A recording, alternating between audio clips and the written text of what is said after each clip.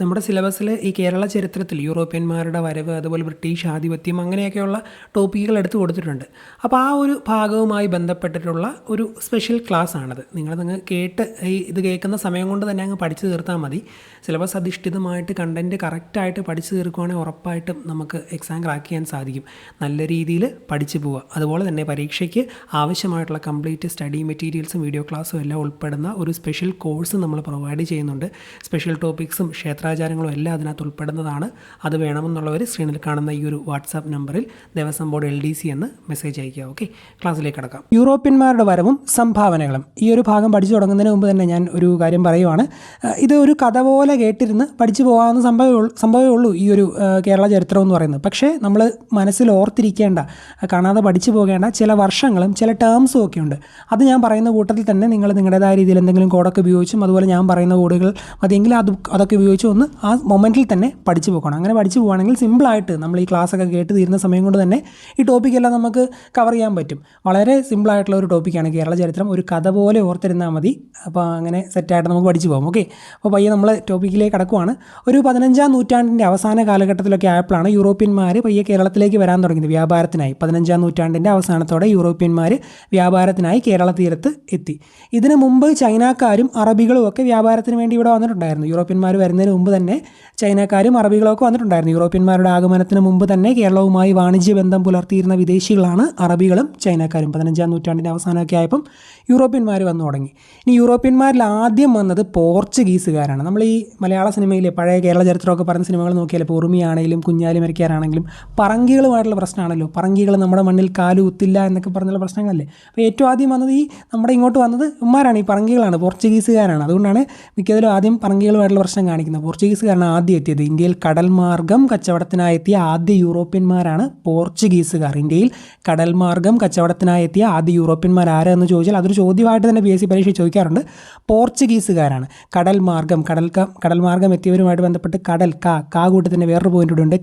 Cape of Good hope വഴി കേരളത്തിൽ എത്തിച്ചേർന്ന ആദ്യ യൂറോപ്യൻ ശക്തി ആരെന്ന് ചോദിച്ചാലും പോർച്ചുഗീസുകാരാണ്. കടൽ മാർഗ്ഗം കച്ചവടത്തിനല്ലേ എത്തിയത്. കച്ചവടത്തിന് എത്തുമ്പോൾ എല്ലാവരും ഒരു പ്രതീക്ഷ എന്താണ്, നല്ലൊരു ഹോപ്പ് ഉണ്ടല്ലോ, അല്ലേ, നല്ല രീതിയിൽ കച്ചവടം നടത്താം എന്നൊക്കെയുള്ളൊരു ഹോപ്പ് ഉണ്ടല്ലോ, ഗുഡ് ഹോപ്പ് കാണുമല്ലോ. അപ്പോൾ കടൽ മാർഗ്ഗം കച്ചവടത്തിനായി എത്തിയ ആദ്യ യൂറോപ്യന്മാരായ പോർച്ചുഗീസുകാർക്ക് ഒരു ഗുഡ് ഹോപ്പ് ഉണ്ടായിരുന്നു. കേപ്പ് ഓഫ് ഗുഡ് ഹോപ്പ് വഴി, അപ്പോൾ ഇതിന് കണക്ട് ചെയ്യാമല്ലോ, കേപ്പ് ഓഫ് ഗുഡ് ഹോപ്പ് വഴി കേരളത്തിൽ എത്തിച്ചേർന്ന ആദ്യ യൂറോപ്യൻ ശക്തി ആരെന്ന് ചോദിച്ചാലും പോർച്ചുഗീസുകാരാണ്. ഇനി 1453 ഒട്ടോമാൻ തുർക്കികൾ കോൺസ്റ്റാന്റിനോപ്പോൾ പിടിച്ചെടുത്തത് മൂലം യൂറോപ്യന്മാർക്ക് ഇന്ത്യയിലേക്ക് പുതിയ കടൽ മാർഗ്ഗം കണ്ടുപിടിക്കേണ്ടി വന്നു. 1453 ഒട്ടോമൻ തുർക്കികൾ കോൺസ്റ്റാന്റിനോപ്പോൾ പിടിച്ചെടുത്തത്. വേണമെങ്കിൽ ഓർത്തിരിക്കാൻ വേണ്ടി, കോൺസ്റ്റാന്റിനോപ്പോൾ എന്ന വാക്ക് ആരംഭിക്കുന്നത് C എന്ന അക്ഷരത്തിലാണല്ലോ. ഇംഗ്ലീഷ് അക്ഷരമാലയിലെ 3ാമത്തെ ആൽഫബറ്റ് ആണല്ലോ C. 1453 അത് 3-ലാണല്ലോ അവസാനിക്കുന്നത്. സോ 453 ഉറപ്പിക്കാമല്ലോ. 453 ഒട്ടോമാൻ തുർക്കികൾ കോൺസ്റ്റാന്റിനോപ്പോൾ പിടിച്ചെടുത്തത്. അതുമൂലമാണ് ഇന്ത്യയിലേക്ക് പുതിയ കടൽ മാർഗ്ഗം ഇവർക്ക് കണ്ടുപിടിക്കേണ്ടി വന്നത്. ഓക്കെ, അപ്പം കടൽ മാർഗ്ഗം കച്ചവടത്തിനായി എത്തിയ ആദ്യ യൂറോപ്യന്മാരാണ് പോർച്ചുഗീസുകാർ. കേപ്പ് ഓഫ് ഗുഡ് ഹോപ്പ് വഴിയാണ് കേരളത്തിൽ എത്തിച്ചേർന്ന യൂറോപ്യൻ ശക്തിയായ ഈ പോർച്ചുഗീസുകാർ. ഓക്കെ, ഇനി നമ്മൾ പോർച്ചുഗീസുകാരുമായി ബന്ധപ്പെട്ട വാസ്കോഡ ഗാമയുമായി ചേർന്ന് നിൽക്കുന്ന കുറച്ച് പോയിന്റുകളാണ് പറയാൻ പോകുന്നത്. കടൽ മാർഗ്ഗം ഇന്ത്യയിലെത്തിയ ആദ്യ യൂറോപ്യൻ ആര് എന്ന് ചോദിച്ചാൽ വാസ്കോഡ ഗാമയാണ്. മിക്ക സിനിമകളിലും വാസ്കോഡ ഗാമയെ പറ്റി ഒരുപാട് നല്ല കാര്യങ്ങളും പല സ്ഥലങ്ങളിലും പറയുന്നുണ്ട്. എന്നാൽ ഒരുപാട് ക്രൂരനാണ്, മോശപ്പെട്ട കാര്യങ്ങളും പല രീതിയിൽ ചരിത്രത്തിൽ പറയുന്നുണ്ട്. നമുക്ക് ഇച്ചിരി മോശമായിട്ട് തന്നെ പുള്ളി എടുക്കാം. എൻ്റെ മനസ്സിൽ പുള്ളി ഇങ്ങനെ മോശമായിട്ട് തന്നെ ഇരിക്കുന്നത്. നമ്മുടെ എല്ലാവരുടെയും മിക്ക ഇതിൽ അങ്ങനെയൊക്കെ ആണല്ലോ. പുള്ളി ഭയങ്കര പ്രശ്നക്കാരനാണ്, സിനിമകളും കഥകളൊക്കെ ഉണ്ട്, ചരിത്രമൊക്കെ വെച്ച് നമുക്കറിയാമല്ലോ. വാസ്കോഡ ഗാമ കടൽ മാർഗ്ഗം ഇന്ത്യയിലെത്തിയ ആദ്യ യൂറോപ്യൻ ആര് എന്ന് ചോദിച്ചാലും വാസ്കോഡ ഗാമയാണ്. കടൽ മാർഗ്ഗം ഇന്ത്യയിലെത്തിയ ആദ്യ യൂറോപ്യനാണ് വാസ്കോഡ ഗാമ. കടൽ മാർഗ്ഗം ഇന്ത്യയിലെത്തിയ ആദ്യ യൂറോപ്യൻ ആര് എന്ന് ചോദിച്ചാൽ വാസ്കോഡ ഗാമയാണ്. ഓക്കെ, അപ്പോൾ അടുത്ത പോയിന്റ്, ലിസ്ബണിൽ നിന്ന് 1497 വാസ്കോഡ ഗാമ ഇന്ത്യയിലേക്കുള്ള ഐതിഹാസിക യാത്ര ആരംഭിച്ചു. എവിടെ നിന്നാണ്? ലിസ്ബണിൽ നിന്ന്. വർഷം 1497. വർഷങ്ങളൊക്കെ ഓർത്തിരിക്കാൻ കണക്ഷൻ ഞാൻ പറയാം. അപ്പോൾ ലിസ്ബണിൽ നിന്നാണല്ലോ യാത്ര ആരംഭിച്ചത്. 97, 15-ാം നൂറ്റാണ്ടിൻ്റെ അവസാനം, 497 7 തിരിച്ചിട്ടാൽ L എന്ന് വായിക്കാൻ പറ്റില്ലേ. Lലാണല്ലോ ലിസ്ബൺ തുടങ്ങുന്നത്. ലിസ്ബണിൽ നിന്ന് 97 ഇന്ത്യയിലേക്കുള്ള യാത്ര ആരംഭിച്ചു. പക്ഷേ എത്തിയത് 98. ഇന്ത്യക്ക് 8ൻ്റെ പണി നൽകാൻ 98 എത്തി. 7 യാത്ര ആരംഭിച്ചു. ഒരു വർഷം കഴിഞ്ഞ് 98 എത്തി. അപ്പം ഇന്ത്യക്ക് 8ൻ്റെ പണി കിട്ടാൻ തുടങ്ങിയത് ഈ ഗാമ ഇന്ത്യയിൽ വന്നപ്പോൾ തൊട്ടാണല്ലേ. അപ്പോൾ ചരിത്രം തന്നെ മൊത്തത്തിൽ മാറിയത്, ഇന്ത്യക്ക് പണി കിട്ടാൻ തുടങ്ങിയത് ഗാമ വന്നപ്പോൾ തൊട്ടാണെന്ന് ഓർത്ത്. ആ രീതിയിൽ പണി കിട്ടാൻ തുടങ്ങിയത്? പണിക്കർ ഗാമയുമായി ബന്ധപ്പെട്ട് പറഞ്ഞൊരു പോയിന്റ് ഞാൻ പറയാം. വാസ്കോഡ ഗാമയുടെ ആഗമനത്തെ ഏഷ്യയുടെ ചരിത്രത്തിലെ വാസ്കോഡ ഗാമ യുഗത്തിൻ്റെ തുടക്കമാണെന്ന് അഭിപ്രായപ്പെട്ട ചരിത്രകാരൻ ആരെന്ന് ചോദിച്ചാൽ സർദാർ KM പണിക്കരാണ്. അപ്പോൾ 98 പയ്യെ ഇങ്ങോട്ട് വരാൻ തുടങ്ങിയപ്പോഴാണ് 8ൻ്റെ പണി കിട്ടാൻ തുടങ്ങിയത്. അപ്പോൾ പണിക്കർ അതുമായി ബന്ധപ്പെട്ട് ചെറിയൊരു പോയിന്റ് പറഞ്ഞു. ചരിത്രം തന്നെ വാസ്കോഡ ഗാമ വരുന്നതുകൊണ്ട് മാറി മറിഞ്ഞു വന്നു. സർദാർ KM പണിക്കർ വാസ്കോഡ ഗാമയുടെ ആഗമനത്തെ ഏഷ്യയുടെ ചരിത്രത്തിലെ വാസ്കോഡ ഗാമ യുഗത്തിൻ്റെ തുടക്കമാണ് എന്ന് അഭിപ്രായപ്പെട്ടു സർദാർ KM പണിക്കർ. ഏഷ്യയുടെ ചരിത്രത്തിലെ വാസ്കോഡ ഗാമ യുഗത്തിൻ്റെ തുടക്കമെന്ന് KM പണിക്കർ അഭിപ്രായപ്പെട്ടു. അതുപോലെ വാസ്കോഡ ഗാമയെ ഇന്ത്യയിലേക്ക് അയച്ച പോർച്ചുഗീസ് രാജാവാണ് എന്ന് ആരാണെന്ന് ചോദിക്കാം. അത് മാനുവൽ ഒന്നാമനാണ്. ഇത് ഞാൻ പഠിപ്പിച്ച എൻ്റെ ഒരു സ്റ്റുഡൻറ്റിൻ്റെ ഒരു കോഡ് വെച്ച് തന്നെ ഞാൻ പറയാം. വാസ്കോഡ ഗാമ നമ്മുടെ മനസ്സിൽ ദുഷ്ടനാണല്ലോ, ഒരു ദുഷ്ടനായ കഥാപാത്രം എന്നുള്ള രീതിയിലല്ലേ നമ്മൾ ചിത്രീകരിക്കപ്പെട്ടിരിക്കുന്നത് ചരിത്രം വെച്ച്. അപ്പോൾ ആ രീതിയിൽ പുള്ളി ഇങ്ങോട്ട് അയച്ച രാജാവിനോടുള്ള കലി മൂലം ആ കൂട്ടി പേരുള്ള ഒരു രാജാവ് ഇങ്ങോട്ട് അയച്ചുകൊണ്ടാണ് ഈ കേരളത്തിൽ ഇത്രയും പ്രശ്നം ഉണ്ടായെന്ന് പറഞ്ഞ് അവനൊരു ഡയലോഗ് പറഞ്ഞിട്ടുണ്ടായിരുന്നു. ആ സംഭവം തന്നെ ഇങ്ങോട്ട് എടുക്കാം. കൂട്ടി പേരുള്ള മാനുവൽ ഒന്നാമൻ. വാസ്കോഡ ഗാമ ഇന്ത്യയിലേക്ക് അയച്ച പോർച്ചുഗീസ് രാജാവാണ് മാനുവൽ ഒന്നാമൻ. ഒരു മറ്റേ ഇന്നസെൻ്റ് പറഞ്ഞൊരു മത്തങ്ങാത്തലൈൻ നിങ്ങൾ ഓർത്താൽ മതി കേട്ടോ, ഞാൻ അതാ ഉദ്ദേശിച്ചത്. മത്തങ്ങാത്തലൈൻ കൂട്ടി പേരുള്ള രാജാവായ മത്തങ്ങാത്തലൈനായ മാനുവൽ ഒന്നാമൻ വാസ്കോഡ ഗാമ ഇന്ത്യയിലേക്ക് അയച്ചത് മൂലമാണ് ഇവിടെ പ്രശ്നം ഉണ്ടായത്. വാസ്കോഡ ഗാമ ഇന്ത്യയിലേക്ക് അയച്ച പോർച്ചുഗീസ് രാജാവ് മാനുവൽ ഒന്നാമൻ. വാസ്കോഡ ഗാമ ഇന്ത്യയിലേക്ക് അയച്ച പോർച്ചുഗീസ് രാജാവ് മാനുവൽ ഒന്നാമൻ. 317 ദിവസത്തെ യാത്രയ്ക്ക് ശേഷം 8ൻ്റെ പണി നൽകാൻ 1498 May 20 Vasco da Gama Kozhikode Kappad വന്നിറങ്ങി. 317 ദിവസത്തെ യാത്രയ്ക്ക് ശേഷം 1498 May 20 Vasco da Gama Kozhikode Kappad വന്നിറങ്ങി. 8ൻ്റെ പണി നൽകും. ഇപ്പം പണി കൊടുക്കുന്നത് ഇപ്പം പുള്ളി പലരെ അടിമകളാക്കണമെങ്കിൽ അവരുടെ ശരീരത്തിൻ്റെ അടിയൊക്കെ കൊടുത്തല്ലേ അടിമകളാക്കുന്നത്. ശരീരത്തിന് കേട് വരുത്തി മെയ്ക്ക് കേട് വരുത്തി. അപ്പം മെയ്യിലേക്ക് വന്നെത്താലോ 1498 മെയ്യിലാണ്. പിന്നെ 20 ഓർക്കുക, 1498 മെയ് 20 വാസ്കോഡ ഗാമ കോഴിക്കോട് കാപ്പാടാണ് വന്നിറങ്ങിയത്. നമ്മൾ സ്കൂൾ കാലഘട്ടങ്ങളിൽ ഒത്തിരി പഠിച്ചിട്ടുള്ളതല്ലേ, കോഴിക്കോട് എവിടെയാണ്? കാപ്പാടാണ് വന്നിറങ്ങിയത്. 1498 മെയ് 20 വാസ്കോഡ ഗാമ കോഴിക്കോട്ടെ കാപ്പാടാണ് വന്നിറങ്ങിയത്. കോഴിക്കോട്ടെ കാപ്പാട്. ഓക്കെ. വാസ്കോഡ ഗാമ സഞ്ചരിച്ച കപ്പലിൻ്റെ പേര്, ഗാമയുടെ കപ്പൽ ഗബ്രിയൽ, രണ്ടും ഗായിൽ തുടങ്ങുന്നു. സഞ്ചരിച്ച ഗാമയുടെ കപ്പൽ Gabriel, Saint Gabriel. Vasco da Gama സഞ്ചരിച്ച കപ്പൽ സെൻറ്റ് ഗബ്രിയൽ. ഓർത്തിരിക്കുക, വാസ്കോഡ ഗാമ സഞ്ചരിച്ച കപ്പലിൻ്റെ പേര് ഗാമയുടെ കപ്പൽ ഗബ്രിയൽ, ഗാമ ഗബ്രിയൽ. അടുത്ത പോയിന്റ്, ഇനി ഒരു ടൈം ലൈനാണ് പറയാൻ പോകുന്നത്. കുറച്ച് വർഷങ്ങൾ, ഈ വർഷങ്ങളെല്ലാം ഓർത്തിരിക്കണം. ഞാൻ പറഞ്ഞു 97 പുള്ളി യാത്ര ആരംഭിച്ചത്. ലിസ്ബണിൽ നിന്ന് 7 7 ഉറപ്പിക്കും. ഒരു വർഷം കഴിഞ്ഞ് ഇന്ത്യയിലെത്തി 98. അടുത്ത വർഷം തന്നെ പുള്ളി തിരിച്ചു പോയി 99 തിരിച്ചു പോയി. 98 മെയ് 20 വാസ്കോഡ ഗാമ ആദ്യമായി ഇന്ത്യയിലെത്തി. നെക്സ്റ്റ് വർഷം 99 വാസ്കോഡ ഗാമ ലിസ്ബണിലേക്ക് മടങ്ങിപ്പോയി. അപ്പോൾ 3 വർഷങ്ങൾ പറഞ്ഞല്ലോ. 97 പുറപ്പെട്ടു, 98 ഇന്ത്യയിലെത്തി, 99 മടങ്ങിപ്പോയി. 99 തീർന്നു. ഒരു 3 കൂടെ ആഡ് ചെയ്യുക. 99ൻ്റെ കൂടെ 3 ആഡ് ചെയ്യുമ്പോൾ 502 1502 വീണ്ടും എത്തി. 1502 വാസ്കോഡ ഗാമ രണ്ടാമതായി ഇന്ത്യയിലെത്തി. അല്ലെങ്കിൽ 1500കളിലാണ് രണ്ടാമതായി എത്തിയെന്നറിയാവുന്നവർക്ക് 1500കളുടെ രണ്ടാമത്തെ വർഷമാണ് രണ്ടാമതായി എത്തിയെന്ന് ഓർത്താലും മതി. 1502 വാസ്കോഡ ഗാമ രണ്ടാമതായി ഇന്ത്യയിലെത്തി. ഇനി 24 അദ്ദേഹം അന്തരിച്ചത്. ആ വർഷം തന്നെയാണ് പുള്ളി മൂന്നാമതായും അവസാനമായും ഇന്ത്യയിലെത്തിയത്. 1524 വാസ്കോഡ ഗാമ മൂന്നാമതും അവസാനമായും ഇന്ത്യയിലെത്തിയത്. Portuguese വൈസ്രോയിയായി gamma മൂന്നാമതായും അവസാനമായും ഇന്ത്യയിലെത്തിയത് 1524. ഒന്നുകൂടെ പറയാം, പോർച്ചുഗീസ് വൈസ്രോയിയായി ഗാമ മൂന്നാമതായും അവസാനമായും ഇന്ത്യയിലെത്തിയത് 1524. 24 ഒരു ദിവസമായിട്ട് അങ്ങോട്ട് മാറ്റി എഴുതിയിട്ട് ഒരു വർഷത്തിലെ ഏറ്റവും അവസാന ദിവസം, അവസാനവുമായി ബന്ധപ്പെട്ടതാണല്ലോ മരണമാണല്ലോ ഒരു മനുഷ്യൻ്റെ അവസാനത്തെ സംഭവം. അപ്പം മരണം അവസാനം, ഒരു വർഷത്തിലെ അവസാന മാസം ഡിസംബർ. അപ്പം അവസാന മാസം അവസാന ദിവസമായി എന്നോർത്ത്. അപ്പം ഡിസംബറിൽ 24 അങ്ങോട്ട് എഴുതി. ഡിസംബർ 24 1524 ഡിസംബർ 24 വാസ്കോഡ ഗാമ അന്തരിച്ചു. 1524 ഡിസംബർ 24 വാസ്കോഡ ഗാമ അവസാനമായി ശ്വാസം വലിച്ച് അന്തരിച്ചു എന്നൊക്കെ അങ്ങനെയൊക്കെ ചുമ്മാ അങ്ങ് ഓർക്കുക. അപ്പോൾ 24 ഡിസംബർ 24 1524 ഇടയ്ക്ക് 900 വരുന്നുണ്ട്. നമ്മൾ 900 കൂടുതൽ പഠിപ്പിച്ച് പോയോണ്ടാണെന്ന് തോന്നുന്നു. അപ്പോൾ എന്തായാലും ഓർത്തിരിക്കുക 1524 ഡിസംബർ 24 വാസ്കോഡ ഗാമ അന്തരിച്ചു. ഇനി 1539 വാസ്കോഡ ഗാമയുടെ ഭൗതിക ശരീരം കൊച്ചിയിൽ നിന്നും പോർച്ചുഗലിലേക്ക് കൊണ്ടുപോയ വർഷമാണ് 39. 1539 വാസ്കോഡ ഗാമയുടെ ഭൗതിക ശരീരം കൊച്ചിയിൽ നിന്നും പോർച്ചുഗലിലേക്ക് കൊണ്ടുപോയി. 39 വാസ്കോഡ ഗാമയുടെ ഭൗതിക ശരീരം കൊച്ചിയിൽ നിന്നും പോർച്ചുഗലിലേക്ക് കൊണ്ടുപോയി. 97 പുറപ്പെട്ട് 98 ഇന്ത്യയിലെത്തി. 99 തിരിച്ചു പോയി. 3 വർഷം കഴിഞ്ഞ് 502 രണ്ടാമത് വീണ്ടും വന്നു. പിന്നെ 24 അവസാനമായിട്ട് വന്നു വൈസ്രോയി ആയിട്ട്. 24 തന്നെ ഡിസംബർ 24 അന്തരിച്ചു. 39 വാസ്കോഡ ഗാമയുടെ ഭൗതിക ശരീരം കൊച്ചിയിൽ നിന്നും പോർച്ചുഗലിലേക്ക് കൊണ്ടുപോയി. ഓക്കെ, ഇനി മറ്റു കുറച്ച് പോയിന്റുകളാണ് പറയാൻ പോകുന്നത് വാസ്കോഡ ഗാമയൊക്കെ ആയിട്ട് ബന്ധപ്പെട്ടത്. വാസ്കോഡ ഗാമയുടെ കപ്പൽ വ്യൂഹത്തിലുണ്ടായിരുന്ന മറ്റു കപ്പലുകളാണ് സെൻറ്റ് റാഫേലും സെൻറ്റ് ബെറിയോ. സെൻറ്റ് റാഫേലും സെൻറ്റ് ബെറിയോയും വാസ്കോഡ ഗാമയുടെ കപ്പൽ വ്യൂഹത്തിലുണ്ടായിരുന്ന മറ്റു കപ്പലുകളാണ് സെൻറ്റ് റാഫേലും സെൻറ്റ് ബെറിയോയും. വാസ്കോഡ ഗാമയുടെ യാത്രയ്ക്ക് ചിലവായ തുകയുടെ 60 ഇരട്ടിയോളം ലാഭമാണ് ഇവർ ഇന്ത്യയിൽ നിന്ന് കൊണ്ടുപോയത്, ഈ പോർച്ചുഗീസുകാർ. അപ്പം പുള്ളിയുടെ യാത്രയ്ക്ക് എത്രമാത്രം ചിലവായോ അതിൻ്റെയൊക്കെ 60 ഇരട്ടി ലാഭമാണ് ഇന്ത്യയിൽ നിന്നും കൊണ്ടുപോയ വിഭവങ്ങൾ വിറ്റഴിക്കുക വഴി ലഭിച്ചത്. ഇന്ത്യയിൽ നിന്നും കൊള്ളയടിക്കുമായിരുന്നല്ലേ ഇമാരെല്ലാം, ഈ പോർച്ചുഗീസും അതുപോലെ പിന്നെ വന്നവരെല്ലാം. അപ്പോൾ 60 ഇരട്ടിയാണ് ഇവിടുന്ന് കൊണ്ടുപോയത്. വാസ്കോഡ ഗാമയുടെ യാത്രയ്ക്ക് ചിലവായ തുകയുടെ 60 ഇരട്ടിയോളം ലാഭമാണ് ഇന്ത്യയിൽ നിന്നും കൊണ്ടുപോയ വിഭവങ്ങൾ വിറ്റഴിക്കുക വഴി ലഭിച്ചത്. അതുപോലെ മാനുവൽ രാജാവ്, പുള്ളിക്ക് ഇത്രയും ഇവിടുന്ന് കൊണ്ടുപോയില്ല, അപ്പോൾ അതുകൊണ്ട് ഡോം അല്ലെങ്കിൽ പ്രഭു എന്ന പദവി പുള്ളിക്ക് നൽകി. മാനുവൽ രാജാവ് ഗാമയ്ക്ക് ഡോം എന്ന പ്രഭു എന്ന പദവി നൽകി. മാനുവൽ രാജാവ് ഗാമയ്ക്ക് നൽകിയ പദവി ഏതാണ്? ഇതിന് ശേഷം ഡോം അല്ലെങ്കിൽ പ്രഭു, ഡോം അല്ലെങ്കിൽ പ്രഭു എന്ന പദവി നൽകി. ഡോം പദവി നൽകി ഗാമയ്ക്ക് മാനുവൽ രാജാവ് ഡോം പദവി നൽകി. ഇന്ത്യൻ മഹാസമുദ്രത്തിലെ സേനാധിപതി എന്നാണ് ഈ വാസ്കോഡ ഗാമ അറിയപ്പെടുന്നത്. ഇങ്ങനെ ഇദ്ദേഹത്തെ വിശേഷിപ്പിച്ചത് മാനുവൽ രാജാവാണ്. ഡോം പദവിയൊക്കെ നൽകി മാനുവൽ രാജാവ് അദ്ദേഹത്തെ ഇന്ത്യൻ മഹാസമുദ്രത്തിലെ സേനാധിപതി അല്ലെങ്കിൽ അധിപൻ എന്ന് വിശേഷിപ്പിച്ചു. ഇന്ത്യൻ മഹാസമുദ്രത്തിലെ സേനാധിപതി, ഇന്ത്യൻ ഓഷനിലെ സേനാധിപതി അല്ലെങ്കിൽ അധിപൻ എന്ന് മാനുവൽ രാജാവ് വാസ്കോഡ ഗാമയെ വിശേഷിപ്പിച്ചു. ആരാണ് വിശേഷിപ്പിച്ചതെന്ന് ചോദിച്ചാൽ മാനുവൽ രാജാവാണ് ഇന്ത്യൻ മഹാസമുദ്രത്തിലെ സേനാധിപതി അല്ലെങ്കിൽ അധിപൻ എന്ന് വാസ്കോഡ ഗാമയെ വിശേഷിപ്പിച്ചത് മാനുവൽ രാജാവാണ്. ഇന്ത്യൻ മഹാസമുദ്രത്തിലെ സേനാധിപതി അല്ലെങ്കിൽ അധിപൻ എന്നറിയപ്പെടുന്ന ആരാന്ന് ചോദിച്ചാൽ വാസ്കോഡ ഗാമ.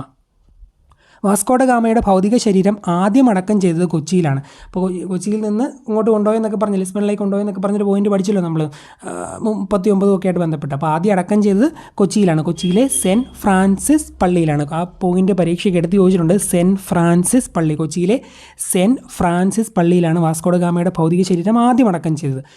വാസ്കോഡ ഗാമയുടെ ഭൗതിക ശരീരം ആദ്യം അടക്കം ചെയ്തത് കൊച്ചിയിലെ സെൻറ്റ് ഫ്രാൻസിസ് പള്ളിയിൽ.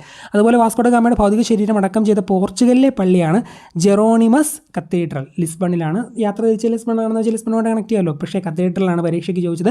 ജെറോണിമസ് കത്തീഡ്രൽ. 2 പോയിന്റ് PSC പരീക്ഷകളിൽ ചോദിച്ചിട്ടുണ്ട്. സെൻറ്റ് ഫ്രാൻസിസ് പള്ളിയിലാണ് കൊച്ചിയിലെ പുള്ളിയുടെ ശവശരീരം ആദ്യം അടക്കിയത്. അതിനുശേഷം അങ്ങോട്ട് കൊണ്ടുപോയി അവിടെ അടക്കിയത് ജെറോണിമസ് കത്തീഡ്രൽ. വാസ്കോഡ ഗാമയുടെ ഭൗതിക ശരീരം അടക്കം ചെയ്ത പോർച്ചുഗലിലെ പള്ളി ജെറോണിമസ് കത്തീഡ്രൽ. കൊച്ചിയിലെ പള്ളി സെൻറ്റ് ഫ്രാൻസിസ്, പോർച്ചുഗലിലെ ആണെങ്കിൽ ജെറോണിമസ് കത്തീഡ്രൽ. വാസ്കോഡ ഗാമ എന്ന സ്ഥലം സ്ഥിതി ചെയ്യുന്ന ഇന്ത്യൻ സംസ്ഥാനം ഗോവയാണ്. ഗോവയിലാണ് വാസ്കോഡ ഗാമ എന്ന സ്ഥലം ഇന്ത്യയിൽ സ്ഥിതി ചെയ്യുന്നതെന്ന് അറിഞ്ഞിരിക്കുക. വാസ്കോഡ ഗാമ എന്ന സ്ഥലം സ്ഥിതി ചെയ്യുന്ന ഇന്ത്യയിലെ സംസ്ഥാനം ഏത് എന്ന് ചോദിച്ചാൽ ഗോവയാണ്. ഓക്കെ, അടുത്ത പോയിന്റ്, ആഫ്രിക്കയിലെ ശുഭപ്രതീക്ഷാ മുനമ്പ് അഥവാ കേപ്പ് ഓഫ് ഗുഡ് ഹോപ്പ് ചുറ്റി സഞ്ചരിച്ച ആദ്യ പോർച്ചുഗീസ് നാവികനായിരുന്നു ബർത്തലോമിയോ ഡയസ്. ആഫ്രിക്കയിലെ ശുഭപ്രതീക്ഷാ മുനമ്പ് അഥവാ Cape of Good Hope. Cape of Good Hope എവിടെയാണ്? ആഫ്രിക്കയിൽ. കേപ്പ് ഓഫ് ഗുഡ് ഹോപ്പ് ചുറ്റി സഞ്ചരിച്ച ആദ്യ പോർച്ചുഗീസ് നാവികൻ ആരെന്ന് ചോദിച്ചാൽ 1498 അത് സഞ്ചരിച്ച ബർത്തലോമിയോ ഡയസ് ആണ്. ബർത്തലോമിയോ ഡയസ്. ഹോപ്പ് എന്ന് പറയുന്നത്, ഡയസ് എന്ന് പറയുന്നത് മറ്റേ ഇങ്ങനെ കറക്കിയിടുന്ന സംഭവമില്ല. അപ്പം നമുക്ക് അനുകൂലമായിട്ടുള്ള ഒരു ഇത് വീഴും, അല്ലെങ്കിൽ എന്താ പറയുക, ഒരു ഇപ്പം കോയിൻ ടോസ് ചെയ്യുവാണെങ്കിലും നമുക്ക് അനുകൂലമായിട്ടുള്ള ഒരു ടോസ് വീഴും എന്നുള്ള പ്രതീക്ഷയിലാണല്ലോ എല്ലാവരും ജീവിക്കുന്നത്. അപ്പോൾ ഹോപ്പ് ഡയസും ഒക്കെ ആയിട്ട് കണക്ട് ചെയ്യാമല്ലോ. ബർത്തലോമിയോ ഡയസ് ആണ് കേപ്പ് ഓഫ് ഗുഡ് ഹോപ്പ് ചുറ്റി സഞ്ചരിച്ച ആദ്യ പോർച്ചുഗീസ് നാവികൻ. ആഫ്രിക്കയിലെ ശുഭപ്രതീക്ഷാ മുനമ്പ് അഥവാ കേപ്പ് ഓഫ് ഗുഡ് ഹോപ്പ് ചുറ്റി സഞ്ചരിച്ച ആദ്യ പോർച്ചുഗീസ് നാവികനാണ് Bartolomeu Dias. Okay, next point Pedro Alvares കബ്രാളുമായി ബന്ധപ്പെട്ടതാണ്. പെഡ്രോ അൽവാരസ് കബ്രാൾ വാസ്കോഡ ഗാമയുടെ പിൻഗാമിയായി ഇന്ത്യയിലെത്തിയ പോർച്ചുഗീസ് നാവികനാണ് Pedros Alvares Cabral. Cabral Vasco da ഗാമയുടെ പിൻഗാമിയായി കബ്രാൾ. കബ്രാൾ ഓർത്തിരിക്കുക. വാസ്കോഡ ഗാമയുടെ പിൻഗാമിയായി ഇന്ത്യയിലെത്തിയ പോർച്ചുഗീസ് നാവികനാണ് കബ്രാൾ. വാസ്കോഡഗാമയുടെ പിൻഗാമിയായി ഇന്ത്യയിലെത്തിയ പോർച്ചുഗീസ് നാവികൻ പെഡ്രോസ് അൽവാരസ് കബ്രാൾ 1500-കളിൽ. കൊച്ചിയിലെ പണ്ടകശാല സ്ഥാപിച്ച പോർച്ചുഗീസ് നാവികനും കബ്രാളാണ്. കൊച്ചിയിലെ പണ്ടകശാല, കൊച്ചിയിലാണല്ലോ പണ്ടകശാല, കൊച്ചിയിലെ പണ്ടകശാല, കൊച്ചി കായൽ തുടങ്ങുന്നു, കബ്രാൾ കബ്രാൾ, കൊച്ചി കബ്രാൾ. കൊച്ചിയിലെ പണ്ടകശാല സ്ഥാപിച്ച പോർച്ചുഗീസ് നാവികനാണ് കബ്രാൾ, പെഡ്രോ അൽവാരസ് കബ്രാൾ. വാസ്കോഡഗാമയുടെ പിൻഗാമിയായി 1500-ലെത്തിയ നാവികനാണ് കബ്രാൾ. കൊച്ചിയിലെ പണ്ടകശാല സ്ഥാപിച്ചതും പെഡ്രോ അൽവാരസ് കബ്രാളാണ്. അടുത്തത് പോർച്ചുഗീസ് വൈസ്രോയിമാരുമായി ബന്ധപ്പെട്ട പോയിന്റുകളാണ് നമ്മൾ പഠിക്കാൻ പോകുന്നത്. ആദ്യം പഠിക്കാൻ പോകുന്നത് ഫ്രാൻസിസ്കോ ഡി അൽമേഡ. 1505 മുതൽ 1509 വരെ ഉണ്ടായിരുന്ന ഫ്രാൻസിസ്കോ ഡി അൽമേഡ ഇന്ത്യയിലെ ആദ്യത്തെ പോർച്ചുഗീസ് വൈസ്രോയി. ആദ്യത്തെ വൈസ്രോയി നമ്മൾ പഠിക്കുന്ന അൽമേഡയാണല്ലോ. ആദ്യത്തെ അൽമേഡ ഫ്രാൻസിസ്കോ ഡി അൽമേഡ 1505 മുതൽ 1509 വരെ ഇന്ത്യയിലെ ആദ്യത്തെ Portuguese viceroy. Blue water policy അഥവാ നീലജല നയം നടപ്പിലാക്കിയ പോർച്ചുഗീസ് വൈസ്രോയി ആരെന്ന് ചോദിച്ചാലും ഫ്രാൻസിസ്കോ ഡി അൽമേഡ. നീലജല നയം അഥവാ ബ്ലൂ വാട്ടർ പോളിസി നടപ്പിലാക്കിയ പോർച്ചുഗീസ് വൈസ്രോയിയാണ് ഫ്രാൻസിസ്കോ ഡി അൽമേഡ. ശക്തമായ നാവികപ്പടയെ വളർത്തിയെടുക്കുന്നതിലൂടെ സമുദ്ര മേധാവിത്വം സ്ഥാപിച്ച് പോർച്ചുഗീസ് വ്യാപാരം വളർത്തുക എന്നതാണ് നീലജല നയത്തിൻ്റെ ലക്ഷ്യം. നീലജല നയം എന്ന് പറഞ്ഞാൽ നമുക്കറിയാം എവിടെയാണ് നീലജലം കിടക്കുന്നത്, നമ്മുടെ കടലിലാണ്. അപ്പോൾ കടലിൽ ശക്തമായ നാവികപ്പട ഉണ്ടെങ്കിലേ ഉള്ളൂ മറ്റുള്ളവരെയൊക്കെ കീഴടക്കി ഓരോ സ്ഥലത്തേക്ക് എത്തിച്ചേരാൻ പറ്റത്തുള്ളൂ. അപ്പോൾ അതുമായി ബന്ധപ്പെട്ട ഒരു നയമാണ് നീലജല നയം. ശക്തമായ നാവികപ്പടയെ വളർത്തിയെടുക്കുന്നതിലൂടെ സമുദ്ര മേധാവിത്വം സ്ഥാപിച്ച് പോർച്ചുഗീസ് വ്യാപാരം വളർത്തുക എന്നതാണ് നീലജല നയത്തിൻ്റെ ലക്ഷ്യം. ഇപ്പം നമ്മുടെ സൗത്ത് ചൈന സിയോ ഏതാണ്, ഇവിടെ ഒരു കടലിൽ പ്രശ്നമുണ്ടല്ലോ. ഈ ചൈന അവിടെ കൂടുതൽ ആരെ സമ്മതിക്കുന്നില്ല. അമേരിക്ക എപ്പോഴും ചൈനയായിട്ട് ആ രീതിയിൽ പ്രശ്നമുണ്ടല്ലോ കടൽ സംഭവമൊക്കെ ആയിട്ട് ബന്ധപ്പെട്ട്. അപ്പം പ്രശ്നം ഇതാണ്, എല്ലാ എക്കണോമിയാണ് വ്യാപാരം. കടലെല്ലാം കീഴടക്കി വെച്ചാൽ വ്യാപാരം അവന്മാർക്ക് അനുകൂലമായി മാറും, അവന്മാർ കാശുണ്ടാക്കുകയും ചെയ്യും. അപ്പോൾ എല്ലാം വ്യാപാരവും കാശുണ്ടാക്കാൻ വേണ്ടിയാണ്. സോ അതുമായി ബന്ധപ്പെട്ടതാണ് നീലജല നയം അഥവാ ബ്ലൂ വാട്ടർ പോളിസി. ശക്തമായ നാവികപ്പടയെ വളർത്തിയെടുക്കുന്നതിലൂടെ സമുദ്ര മേധാവിത്വം സ്ഥാപിച്ച് പോർച്ചുഗീസ് വ്യാപാരം വളർത്തുക എന്നതാണ് നീലജല നയത്തിൻ്റെ ലക്ഷ്യം. ആദ്യത്തെ വൈസ്രോയിയാണ് ഫ്രാൻസിസ്കോ ഡി അൽമേഡ. ആദ്യത്തെ വൈസ്രോയി ഫ്രാൻസിസ്കോ ഡി അൽമേഡ 1505 മുതൽ 1509 വരെ നീലജല നയമാണ് പ്രധാനപ്പെട്ടത്. നീലജല നയം നടപ്പിലാക്കിയ പോർച്ചുഗീസ് വൈസ്രോയിയാണ് അൽമേഡയാണ് നീലജല നയം നടപ്പിലാക്കിയത്. നമ്മൾ പോർച്ചുഗീസ് വൈസ്രോയിമാരിലെ ആദ്യത്തെ വൈസ്രോയി അൽമേഡയെ പറ്റി പഠിച്ചു. രണ്ടാമത്തെ വ്യക്തിയും അല്ലിൽ തുടങ്ങുന്ന ഒരു പേരാണ് അൽബുക്കർക്ക്. 1509 മുതൽ 1515 വരെയാണ് അൽബുക്കർക്കിൻ്റെ കാലഘട്ടം. ഇദ്ദേഹം രണ്ടാമത്തെ വൈസ്രോയി ആണെങ്കിലും ഒരു ശരിക്കും പോർച്ചുഗീസ് വൈസ്രോയിമാരിലെ മെയിനാണ് ഈ അൽബുക്കർക്ക്. പല കാര്യങ്ങളും ചെയ്തത് ആരെയെന്ന് ചോദ്യം വരുമ്പോൾ ഉത്തരം അൽബുക്കർക്ക് തന്നെ ആയിരിക്കും. ഒന്നാമത്തെ വൈസ്രോയി എന്ന രീതിയിൽ അൽമേഡയാണെന്നേ ഉള്ളൂ, പക്ഷേ മെയിൻ അൽബുക്കർക്കാണ്. ഇന്ത്യയിലെ രണ്ടാമത്തെ പോർച്ചുഗീസ് വൈസ്രോയിയാണ് അൽബുക്കർക്ക്. ഇന്ത്യയിലെ രണ്ടാമത്തെ പോർച്ചുഗീസ് വൈസ്രോയി അൽബുക്കർക്ക്. അല്ലിൽ തുടങ്ങുന്ന രണ്ട് പേര്, രണ്ടാമത്തേത് ബുക്കർക്കാണ്. അൽമേഡയും അൽമേഡ ഒന്നാമത്, അൽബുക്കർക്ക് രണ്ടാമത്. അൽബുക്കർക്കാണല്ലോ ബിയിലാണല്ലോ തുടങ്ങുന്നത്, ബി രണ്ടാമത്തെ ആൽഫബറ്റ് ആണല്ലോ, ആ രീതിയിൽ രണ്ടെന്ന് കണക്ട് ചെയ്യാമല്ലോ. സോ രണ്ടാമത്തെ വൈസ്രോയി ആണെന്ന് ഓർത്തണം. ഇന്ത്യയിലെ രണ്ടാമത്തെ പോർച്ചുഗീസ് വൈസ്രോയി അൽബുക്കർക്ക്. ഇന്ത്യയിലെ പോർച്ചുഗീസ് സാമ്രാജ്യത്തിൻ്റെ സ്ഥാപകനായി അറിയപ്പെടുന്നു.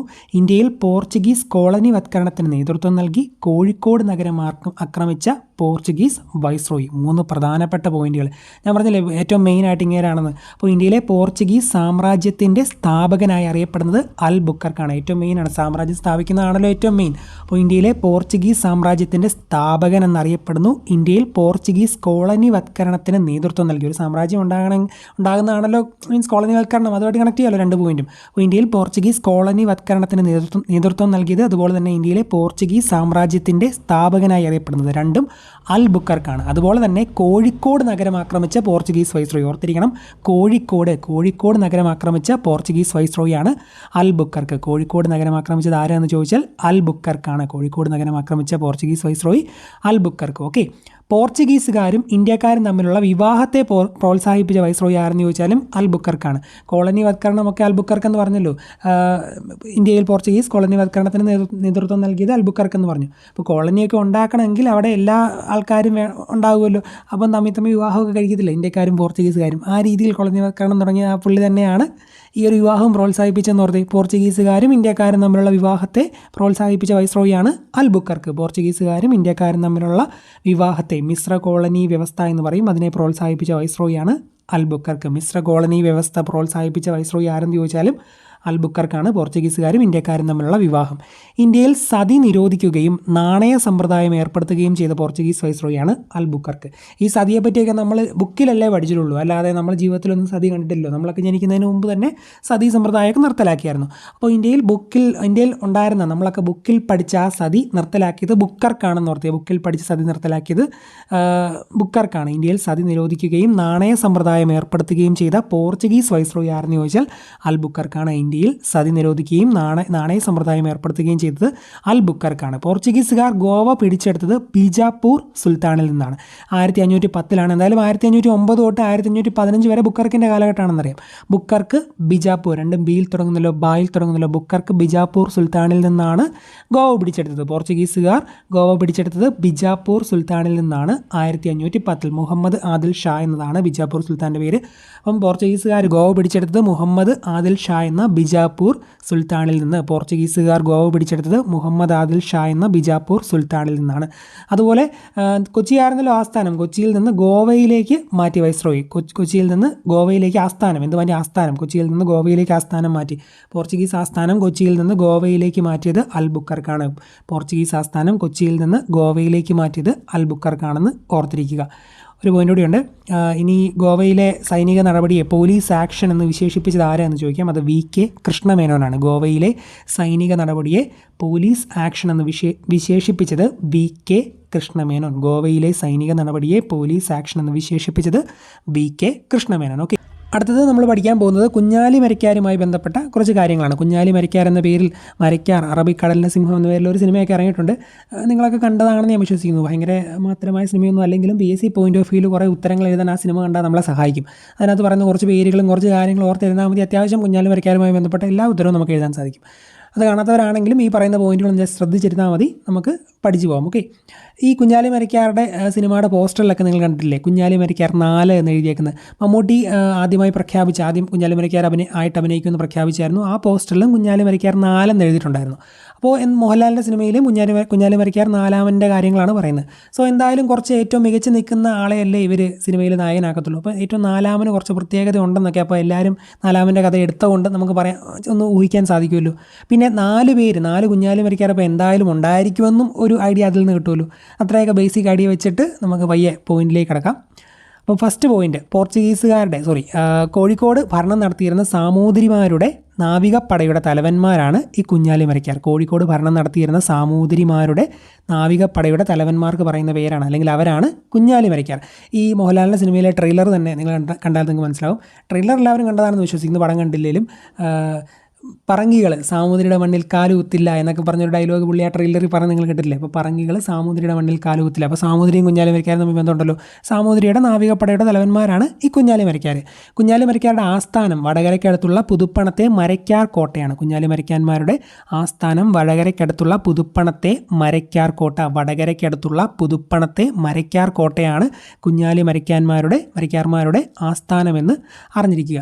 ഇനി കുഞ്ഞാലി മരയ്ക്കാന്മാർ പോർച്ചുഗീസുകാർക്കെതിരെ ഉപയോഗിച്ച ഒരു യുദ്ധമുറയുണ്ട്, ഒളിപ്പോർ എന്നാണ് പറയുന്നത്. ഗൊറില്ല അഥവാ ഒളിപ്പോര്. ഈ പോർച്ചുഗീസുകാരുടെ അന്നത്തെ കാലത്തെ ആധുനികമായിട്ടുള്ള വെപ്പൺസും തോക്കും കാര്യങ്ങളൊക്കെ ഉണ്ടല്ലോ. സോ നേരിട്ട് അങ്ങനെ എല്ലാ രീതിയിലും മുട്ടാൻ പറ്റത്തില്ല. സോ ഒളിപ്പോര് അങ്ങ് സ്വീകരിച്ചെന്ന് ഓർത്ത്. ഒളിപ്പോരായിരുന്നു കുഞ്ഞാലി മരയ്ക്കാർമാർ സ്വീകരിച്ച യുദ്ധമുറ. പോർച്ചുഗീസുകാർക്കെതിരെ കുഞ്ഞാലി മരയ്ക്കാർമാർ സ്വീകരിച്ച യുദ്ധമുറയായിരുന്നു ഒളിപ്പോര് അല്ലെങ്കിൽ ഗൊറില്ല. പിന്നെ 4 കുഞ്ഞാലി മരയ്ക്കാരുണ്ടെന്ന് എന്തായാലും നമുക്ക് ആ പോസ്റ്ററിൽ നിന്ന് മനസ്സിലാക്കാമെന്ന് ഞാൻ പറഞ്ഞല്ലോ. 4 പേരുണ്ട്. കുഞ്ഞാലി ഒന്നാമത് എന്തായാലും ഒരു കുഞ്ഞായിരിക്കുമല്ലോ.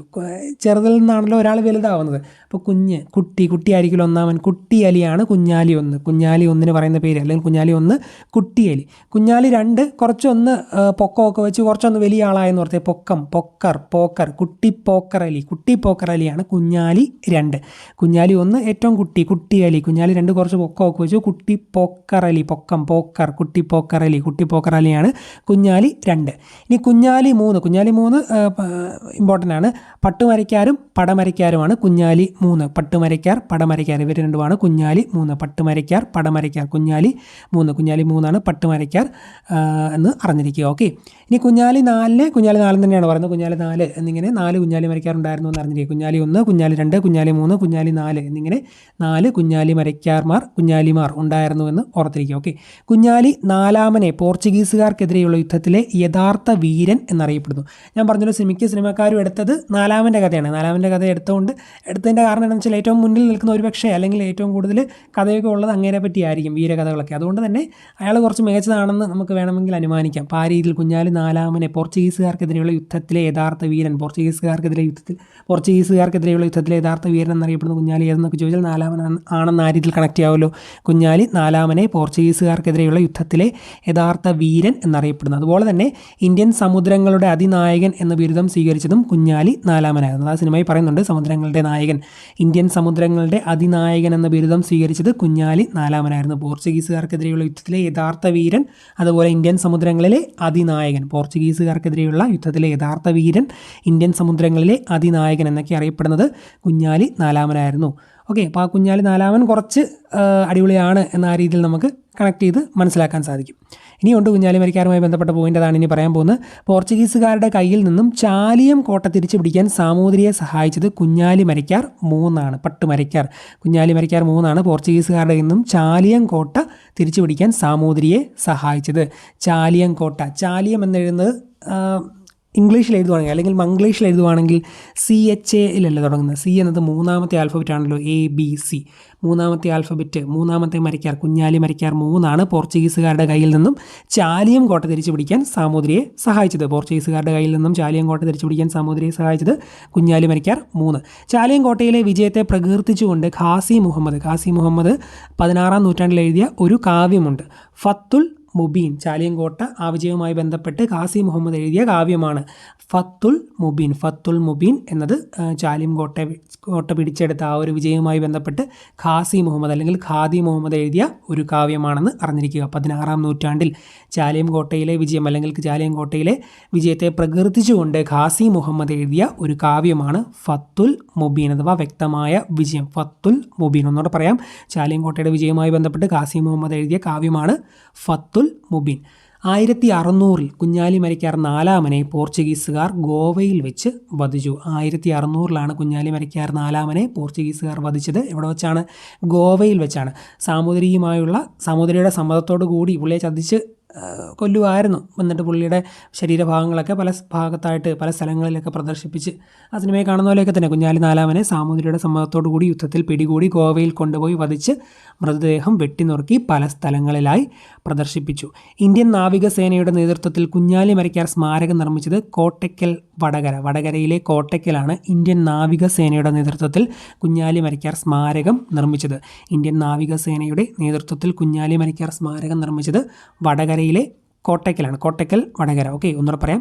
ഇന്ത്യൻ നാവികസേനയുടെ നേതൃത്വത്തിൽ കുഞ്ഞാലി മരക്കാർ സ്മാരകം നിർമ്മിച്ചത് കോട്ടയ്ക്കൽ വടകര. കുഞ്ഞാലി മരക്കാരുടെ സ്മരണാർത്ഥം സ്റ്റാമ്പ് പുറത്തിറക്കിയത് 2000-ലാണ്. കുഞ്ഞാലി മരക്കാരുടെ സ്മരണാർത്ഥം ഏത് വർഷമാണ് സ്റ്റാമ്പ് പുറത്തിറക്കിയതെന്ന് ചോദിച്ചാൽ വർഷം 2000. കുഞ്ഞാലി മരക്കാരുടെ സ്മരണാർത്ഥം സ്റ്റാമ്പ് പുറത്തിറക്കിയ വർഷം 2000. ഓക്കെ, നമ്മൾ നേരത്തെ പറഞ്ഞു പോർച്ചുഗീസുകാർ വരുന്നതിന് മുമ്പ് തന്നെ അറബികളും ചൈനക്കാരും ഒക്കെ ഈ ഒരു ജോഗ്രഫിക്കൽ ഏരിയ ആയി വ്യാപാരമൊക്കെ നടത്തിയിരുന്നു. ഇവിടെ ഒരു വ്യാപാര കുത്തക, ഒരു മൊണോപ്പോളി അവർ എൻജോയ് ചെയ്തിരുന്നു. അപ്പോൾ ഈ പോർച്ചുഗീസുകാർക്ക് വേറെ ഒരു ലക്ഷ്യം കൂടി ഉണ്ടായിരുന്നു, ഈ അറബികളുടെയും അതുപോലെ ചൈനക്കാരുടെയും മൊണോപ്പോളി അവസാനിപ്പിക്കണമെന്നത്. അപ്പോൾ അതിനുവേണ്ടി ഇവർ കോഴിക്കോട്ടെ ഭരണാധികാരിയായ സാമൂതിരിയോട് പറഞ്ഞു അറബികളെ പുറത്താക്കണമെന്ന്. പക്ഷേ സാമൂതിരി ഇത് സമ്മതിച്ചില്ല. അത് പോർച്ചുഗീസുകാരെ വല്ലാതെ ചൊടിപ്പിച്ചു, അവരെ കുപിതരാക്കി. അതുകൊണ്ട് അവർ കണ്ണൂരിൽ ഡയറക്റ്റായിട്ട് എത്തുകയും അവിടെ നിന്ന് ആവശ്യമായ വിഭവങ്ങൾ ശേഖരിക്കുകയും ചെയ്തു. ആ ഒരു പോയിന്റുകളാണ് ജസ്റ്റ് ഒന്ന് പറയാൻ പോകുന്നത്, ശ്രദ്ധിച്ചിരിക്കുക. അറബികളുടെയും ചൈനക്കാരുടെയും കേരളത്തിലെ വ്യാപാര കുത്തക അവസാനിപ്പിക്കുക എന്നതായിരുന്നു പോർച്ചുഗീസുകാരുടെ പ്രധാന ലക്ഷ്യം.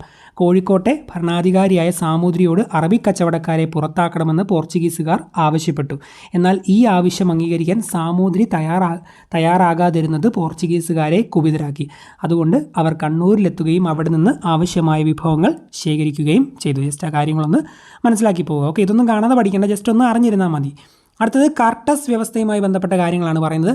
ഈ മറ്റ് പോർച്ചുഗീസുകാരുടെ അല്ലാതെ മറ്റ് കപ്പലുകൾക്കൊക്കെ ഈ ഒരു ജോഗ്രഫിക്കൽ ഏരിയയുമായിട്ട് വ്യാപാരം നടത്തണമെങ്കിൽ പോർച്ചുഗീസുകാരുടെ പാസ്സായ കർട്ടസ് എടുക്കണം. അപ്പോൾ ഒരു പാസ്സാണ്, കപ്പൽ വ്യാപാരത്തിന് വേണ്ടിയുള്ള ഒരു പാസ്സാണ് ഈ കർട്ടസ് എന്ന് പറയുന്നത്. അപ്പോൾ അത്രയൊന്നും അറിഞ്ഞിരിക്കുക. ബാക്കി ജസ്റ്റ് പറഞ്ഞിരിക്കുന്ന പോയിന്റുകൾ ഞാനൊന്ന് വായിക്കാം, അത് മനസ്സിലാക്കി പോയാൽ മാത്രം മതി. കപ്പൽ വ്യാപാരത്തിന് വേണ്ടിയുള്ള മറ്റ് ഏഷ്യൻ സ്ഥലങ്ങളിലേക്ക് കപ്പലുകൾക്കുള്ള പാസ്സാണ് ഈ കർട്ടസ് എന്ന് പറയുന്നത്. ഇന്ത്യയുടെ ഏതെങ്കിലും ഭാഗങ്ങളുമായി മറ്റ് കപ്പലുകൾ വ്യാപാരം നടത്തുന്നത് തടയുന്നതിന് വേണ്ടി പോർച്ചുഗീസ് ഉദ്യോഗസ്ഥൻ നൽകിയിരുന്ന പാസ് അറിയപ്പെട്ടിരുന്നത് കർട്ടസ് എന്നായിരുന്നു. അപ്പം ഞാൻ നേരത്തെ പറഞ്ഞല്ലോ, കപ്പലിന് വേണ്ടിയുള്ള പാസ്. ഓരോ ഏഷ്യൻ വ്യാപാര കപ്പലും തങ്ങളുടെ ചരക്കുകൾ കടത്തുന്നതിന് പോർച്ചുഗീസുകാർക്ക് ഒരു നിശ്ചിത സംഖ്യ കരം നൽകി കർട്ടസ് സ്വന്തമാക്കണമായിരുന്നു. അപ്പം വേറെ ഏതെങ്കിലും ഏഷ്യൻ വ്യാപാര കപ്പൽ ഇവിടുന്ന് ഈ ഒരു വ്യാപാരം നടത്തണമെങ്കിൽ പോർച്ചുഗീസുകാർക്ക് ഒരു നിശ്ചിത തുക കൊടുത്തുകൊണ്ട്, ഒരു എമൗണ്ട് കൊടുത്തുകൊണ്ട്, നികുതി കൊടുത്തുകൊണ്ട് ഈ ഒരു പാസ് എടുക്കണം. എങ്കിൽ മാത്രമേ ഉള്ളൂ വ്യാപാരം നടത്താൻ പറ്റത്തുള്ളൂ. ഇനി കർട്ടസിൽ ഉൾപ്പെടുത്തിയിരുന്ന വിവരങ്ങൾ എന്തൊക്കെയാണെന്നാണ് പറയാൻ പോകുന്നത്. കപ്പലിൻ്റെ വലിപ്പം, കപ്പിത്താൻ്റെയും ജീവനക്കാരുടെയും വിവരങ്ങൾ, ചരക്കിൻ്റെ വിവരങ്ങൾ, എത്തിച്ചേരുന്ന തുറമുഖം. കപ്പലിൻ്റെ വലിപ്പം, കപ്പിത്താൻ്റെയും ജീവനക്കാരുടെയും വിവരങ്ങൾ, ചരക്കിൻ്റെ വിവരങ്ങൾ, എത്തിച്ചേരുന്ന തുറമുഖം, ഇവയൊക്കെയാണ് ഈ കർട്ടസിൽ ഉൾപ്പെടുത്തിയിരുന്നത്. ഇനി കർട്ടസ് എടുത്തില്ലെങ്കിൽ, കർട്ടസ് വാങ്ങാത്ത കപ്പലുകൾ കണ്ടുകെട്ടി ജീവനക്കാരെ കൊല്ലുകയോ കപ്പലുകളിൽ അടിമകളാക്കുകയോ ചെയ്തിരുന്നു. ഈ പൈറേറ്റ്സ് ഓഫ് ദ കരീബിയനെ കണ്ടിട്ടില്ലേ, പോർച്ചുഗീസുകാരൊക്കെ വന്ന് മറ്റേ ഇവരെ ഒരു കപ്പലൊക്കെ പിടിച്ച് തടവിലാക്കുന്നതൊക്കെ. അതുപോലെയൊക്കെ തന്നെ കർട്ടസ് വാങ്ങാത്ത കപ്പലുകൾ കണ്ടുകെട്ടി ജീവനക്കാരെ കൊല്ലുകയോ കപ്പലുകളിൽ അടിമകളാക്കുകയോ ചെയ്തിരുന്നു. അപ്പോൾ എന്താണ് കർട്ടസിന് ഏകദേശം ഒരു ഐഡിയ ലഭിച്ചല്ലോ. ആ ഒരു കപ്പൽ വേറെ നാട്ടിലെ ആൾക്കാർ, വേറെ ഏഷ്യൻ രാജ്യങ്ങളിലേക്ക് വ്യാപാര കപ്പലുകൾക്ക് ഇവിടെ വ്യാപാരം നടത്തണമെങ്കിൽ ആ ഒരു നികുതി അടച്ചുകൊണ്ട് ആ ഒരു പാസ് എടുക്കണം. ആ പാസിന് പറയുന്ന പേരാണ് കർട്ടസ് എന്ന് ഒന്ന് അറിഞ്ഞിരിക്കുക. ജസ്റ്റ് ഒന്ന് മനസ്സിലാക്കി പോയാൽ മാത്രം മതി. അടുത്ത പോയിന്റ്, പോർച്ചുഗീസുകാരുടെ സംഭാവനകളാണ് ഇനി പറയാൻ പോകുന്നത്. ഈ സംഭാവനകൾ പലപ്പോഴും BSc പരീക്ഷകളിൽ ചോദിക്കാറുണ്ട്.